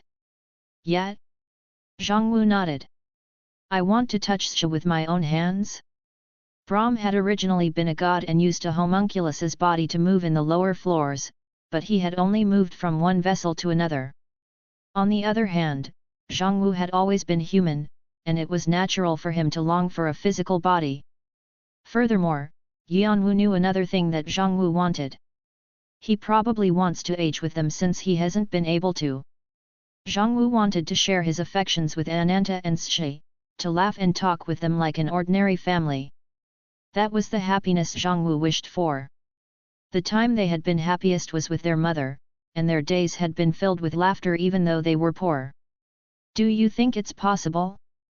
Jeong-woo glanced at Yeon-woo cautiously, his usual carefree attitude gone.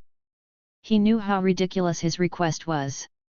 It seemed to be something that only happened in legends or myths, and no one had ever succeeded in doing it before. Summoning the soul of the dead or resurrecting a person who'd just died were already infrequent miracles. Jeong-woo had been dead for a long time, and his body had been burned and scattered, so resurrection was out of the picture.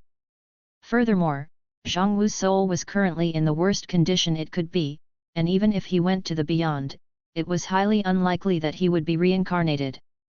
The fact that he can bind souls and handle them is already a ridiculous power.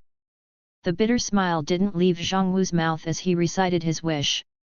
He knew that he was being greedy since it was already a miracle that he'd managed to leave the pocket watch and enter the outside world in the first place. He'd grown out of his spoiled character for a while, but seeing his hyung had probably made it come out again. Maybe. Hey? Jeong-woo's eyes widened. Is it possible? Really? Yeon-woo nodded slowly.